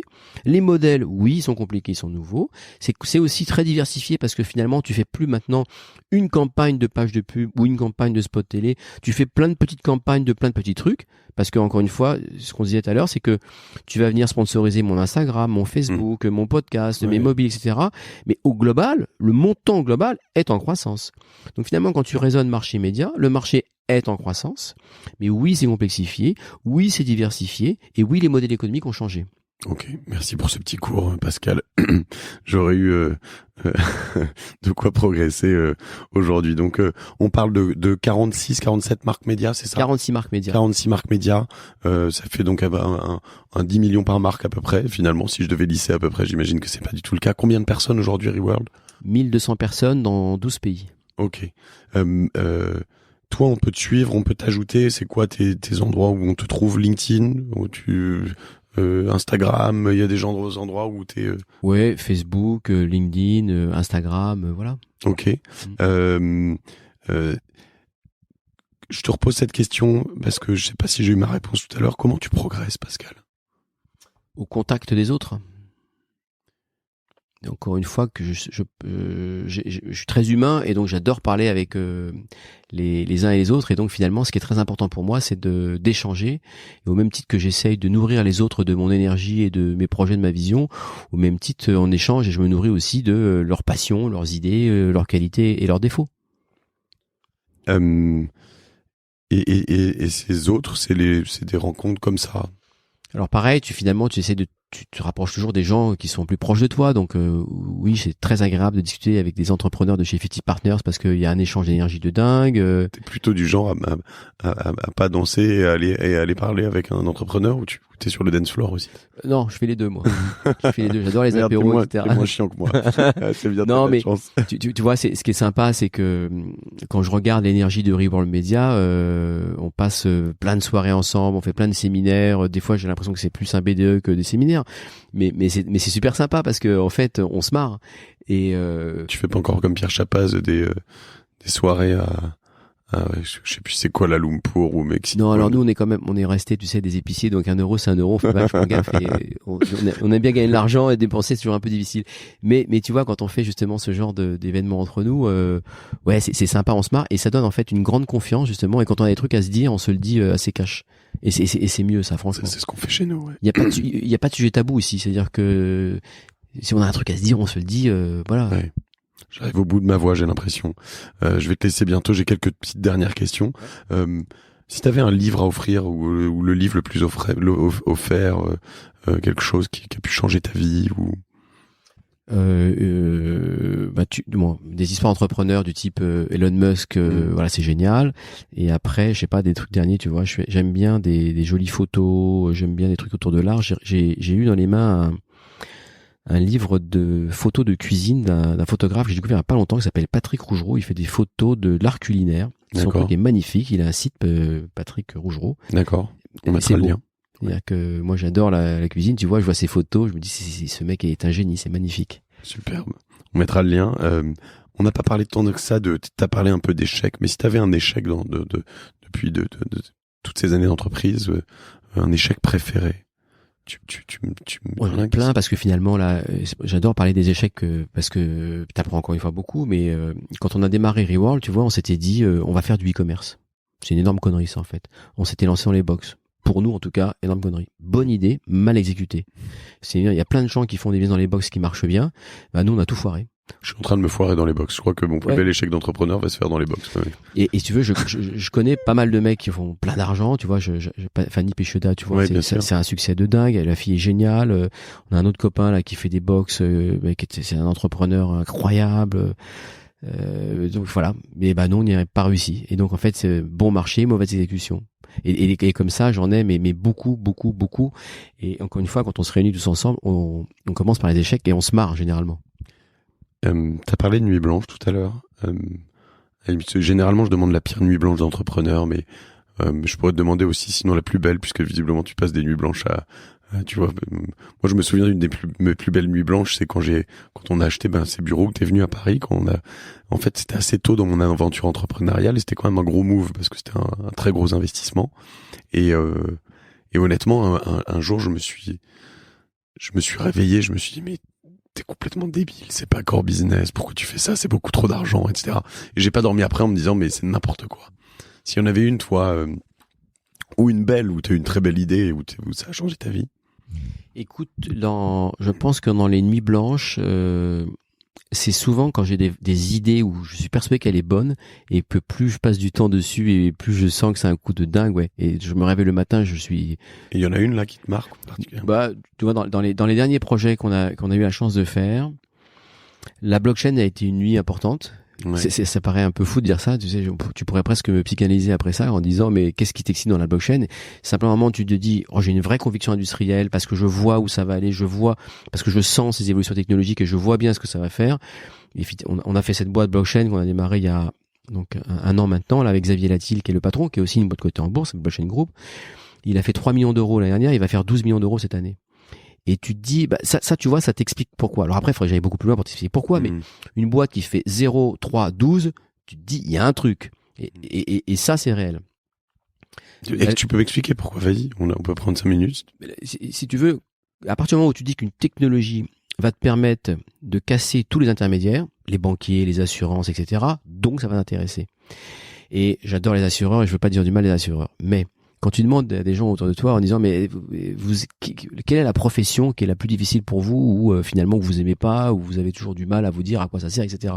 Et très souvent les gens ils disent j'aime pas mon banquier puis j'aime pas mon assureur parce que l'assureur il te dit oui finalement je le vois jamais, je le paye tous les mois et juste quand j'ai besoin de lui parce que des fois ça m'arrive d'avoir un dégât des eaux je sais pas quoi en fait il veut pas me rembourser. Et donc quand tu regardes tu dis quand même j'ai mis beaucoup d'argent et combien j'ai récupéré, il a gagné plus que toi. Et le banquier évidemment c'est celui qui t'appelle quand tu as un problème d'argent et il t'appelle pas évidemment quand tout va bien, enfin tu vois, etc. Si pour te vendre des trucs. Mais... Voilà, ou pour te vendre des trucs. Bon. Et donc finalement, tu te dis que grâce à ces technologies, on va pouvoir se prêter de l'argent entre nous, on va pouvoir s'assurer entre nous. Et finalement, qu'est-ce que c'est? Au final, ça veut dire que ça va nous coûter beaucoup moins cher, et donc ça sera beaucoup plus rentable, parce que finalement, les profits ou les maxi profits de ces boîtes, on va les garder entre nous. Encore une fois, quand tu connais bien un peu, moi je connais pas bien cet univers, mais là, ce que tu me dis, alors excuse-moi parce que je trouve ça très bien tout ce que t'as fait, tu vois le respect que j'ai pour ça, mais là, c'est ce que tu me dis, c'est pas rocket science, tout le monde pense ça de la blockchain, sauf que c'est là où l'exécution est fantastique, c'est pour ça que c'est très sympa ce que je dis là, mais c'est quoi la diff qui a fait que tu... En fait, une fois que tu as une conviction, il faut que le marché que tu vises soit gros. Et c'est toujours plus facile de transformer un marché que de le créer. Si demain j'ai une idée technologique sur un marché qui n'existe pas, je vais pas le faire. Parce qu'en fait, le problème, ça c'est le côté ingénieur français où finalement on a toujours eu des bonnes idées, mais quand on est mauvais en marketing, on n'a jamais réussi à faire de belles boîtes. Et finalement, quand tu as une conviction technologique sur un marché qui va se transformer, franchement, c'est facile. Mon histoire de Reworld Media, de te dire que finalement, je vais aller sur un marché de plusieurs milliards, qui est le marché de la presse, et que les budgets vont bouger sur le digital, tu te dis, oui, ça c'est vraiment basique ce qu'il me dit là. C'est basique. Et c'est pour ça que ça marche. Parce que finalement, on a été bon dans l'exécution sur un marché qui se transforme. Si demain je reviens sur le marché de la banque, pourquoi est-ce que les fintech marchent aujourd'hui? Parce que tu es en train de transformer un marché qui n'a pas beaucoup bougé depuis très longtemps, mais qui est énorme, le marché des banques. Et donc finalement, les technologies qui sont faites dans les fintechs, c'est des trucs pas dingues. La blockchain, c'est pas dingue. C'est juste que tu t'adresses à un marché qui est énorme, que tu vas transformer. Regarde les quelques fintechs qu'on a vus dernièrement, Lydia, Tu vois, c'est pour les jeunes, ils s'échangent des quelques euros. Super épisode de Génération Do It Yourself que je te recommande. C'est génial. Ouais. Le truc est génial. Mais quand tu vas au bout, tu dis techniquement, c'est juste une petite application. Et je sais qu'il y a beaucoup de techniques derrière, mais c'est simplement pour dire en fait que l'usage, on voit plus la technologie, on voit ce que ça fait. Et tous les jeunes aujourd'hui, ils disent pas, pour se payer une bière, ils payent en Lydia. Tu vois. Enfin, c'est presque une monnaie pour eux. C'est génial. Ouais, c'est fantastique. Ok. Si t'avais l'opportunité de murmurer à l'oreille de Pascal au moment où il crée sa première entreprise, qu'est-ce que tu lui dirais? Vas-y à fond. Est-ce que t'estimes que tu n'y es pas allé à fond là? T'aurais pu aller plus vite, plus fort? Non, je sais pas, mais je blague avec ça souvent parce que c'est ce que je dis autour de moi. Et le truc qui va souvent derrière, c'est vas-y, enlevez le frein à main, allez-y, accélère un peu, ou passe la seconde, tu vois. Mais j'aime bien quand c'est dans le mouvement comme ça, c'est plutôt marrant parce que finalement j'aime bien me marrer, donc c'est assez important. Donc, mais non, je crois que je suis fait pour être entrepreneur et puis j'adore ça, pousser les gens en disant mais allez-y, arrêtez de réfléchir. Je donne un autre exemple, si on a fait un prix pour les femmes entrepreneurs, ça s'appelle BioBoss. Et c'est assez marrant parce que pourquoi on a fait ce prix là, c'est que on rencontrait beaucoup de mecs entrepreneurs et pas beaucoup de filles. Et je lui dis c'est pas normal ça quand même. Puis tu creuses le truc et finalement souvent quand on rencontrait des femmes, elles se posaient trop de questions en disant oui mais je vais pas y arriver, mais est-ce que je vais y aller, etc. Bon donc et puis après souvent quand tu dis à une femme mais tu devrais entreprendre, tu devrais aller, elle disait mais écoute tu devrais plutôt en parler à quelqu'un avec qui elle travaille, qui est souvent un mec d'ailleurs, qui lui n'a pas froid aux yeux, il va y aller. Et donc on a fait ce prix en disant mais arrêtez de réfléchir, faut y aller pour pousser, etc. Ça cartonne parce que maintenant on doit faire ça dans 10 villes de France avec beaucoup de femmes à chaque fois. Je trouve que les femmes elles ont une énergie incroyable pour entreprendre. Elles sont même souvent meilleures d'ailleurs que les mecs. Mais par contre elles se posent trop de questions. Et à un moment il faut y aller, il faut passer, il faut essayer. Et tu vois quand moi je recommande et quand je passe du temps avec les entrepreneurs souvent je leur dis arrêtez de réfléchir, allez-y, vous verrez bien. Ouais. Faut pas avoir peur de tomber. Et puis, elle manque aussi souvent je pense, de rôle modèle féminin. J'essaye au maximum. Je suis pas assez fort là-dessus, mais de donner des tribunes à des entrepreneurs femmes. Mais tu vois, je te disais, un des plus gros épisodes, Carole Juge qui a monté June, et ses couches, c'est fantastique. Et elle fonce, hein, tu le sens. Chanty, que j'ai adoré l'année dernière, Catherine Barba, ou des gens comme ça, mais Chanty avec ses biscuits, mais cette histoire est fantastique, cette meuf est fantastique. Et en effet, voilà, je pense que, faut qu'on se bouge là-dessus et c'est une très bonne, initiative, Pascal. J'ai oublié de te poser des questions ou pas aujourd'hui, là, ce soir? Non, je pense pas, j'en sais rien, mais je pense pas, non. On a fait un bon tour, je crois, quand même. Écoute, j'étais ravi, en tout cas. Je réfléchis, je suis sûr, à peu près certain que quand je vais éteindre ce micro, je vais me dire, ça, je voulais absolument lui poser, mais je crois qu'on a quand même fait un bon tour. Je te remercie, Merci. Ce temps. Tu pars en vacances ce soir ou demain, je crois, en plus. Donc, je te souhaite de bonnes vacances. Je vous remercie à tous d'avoir écouté cet épisode de Génération Do It Yourself. J'espère que ma voix était pas trop insupportable. Ce matin, j'étais à 2 doigts de l'annuler. Là, on a réussi à le faire. C'était bien. Je te remercie de m'avoir refilé un peu d'énergie, d'ambition. Tu vois, j'ai commencé cette année sur un épisode où je me disais cette année, c'est l'année de l'ambition. Et je t'avoue que en fait, tu sais, c'est un peu comme la sauce dans la bouffe. Plus t'en rajoutes, plus c'est bon, hein, de l'ambition. Donc, exactement. Et j'en rajoute beaucoup en ce moment. Je me mets plus trop je me suis débridé. Il a fallu que j'attende 40 ans, je sais pas, mais en tout cas, c'est cool. Donc, c'est bien, c'est un beau message. À bientôt, Pascal. Merci. À bientôt. Bravo pour ce que tu fais. C'est génial. Je t'en prie. Je te remercie. Salut tout le monde. Oubliez pas de noter ces podcasts, de les partager, de mettre un commentaire sur Apple Podcast. Le commentaire sur Apple Podcast, il y en a pas assez. Si vous en mettez tous un aujourd'hui, là, comme ça, quand vous écoutez, ça va changer un peu l'algo pour moi, c'est bien. Et puis c'est tout. Parlez-en autour de vous. Je vous embrasse. Je vous remercie. Je vis ces belles rencontres grâce à vous. Donc, je vous suis extrêmement, éternellement, infiniment reconnaissant. À très bientôt. À la semaine prochaine sur Génération Do It Yourself.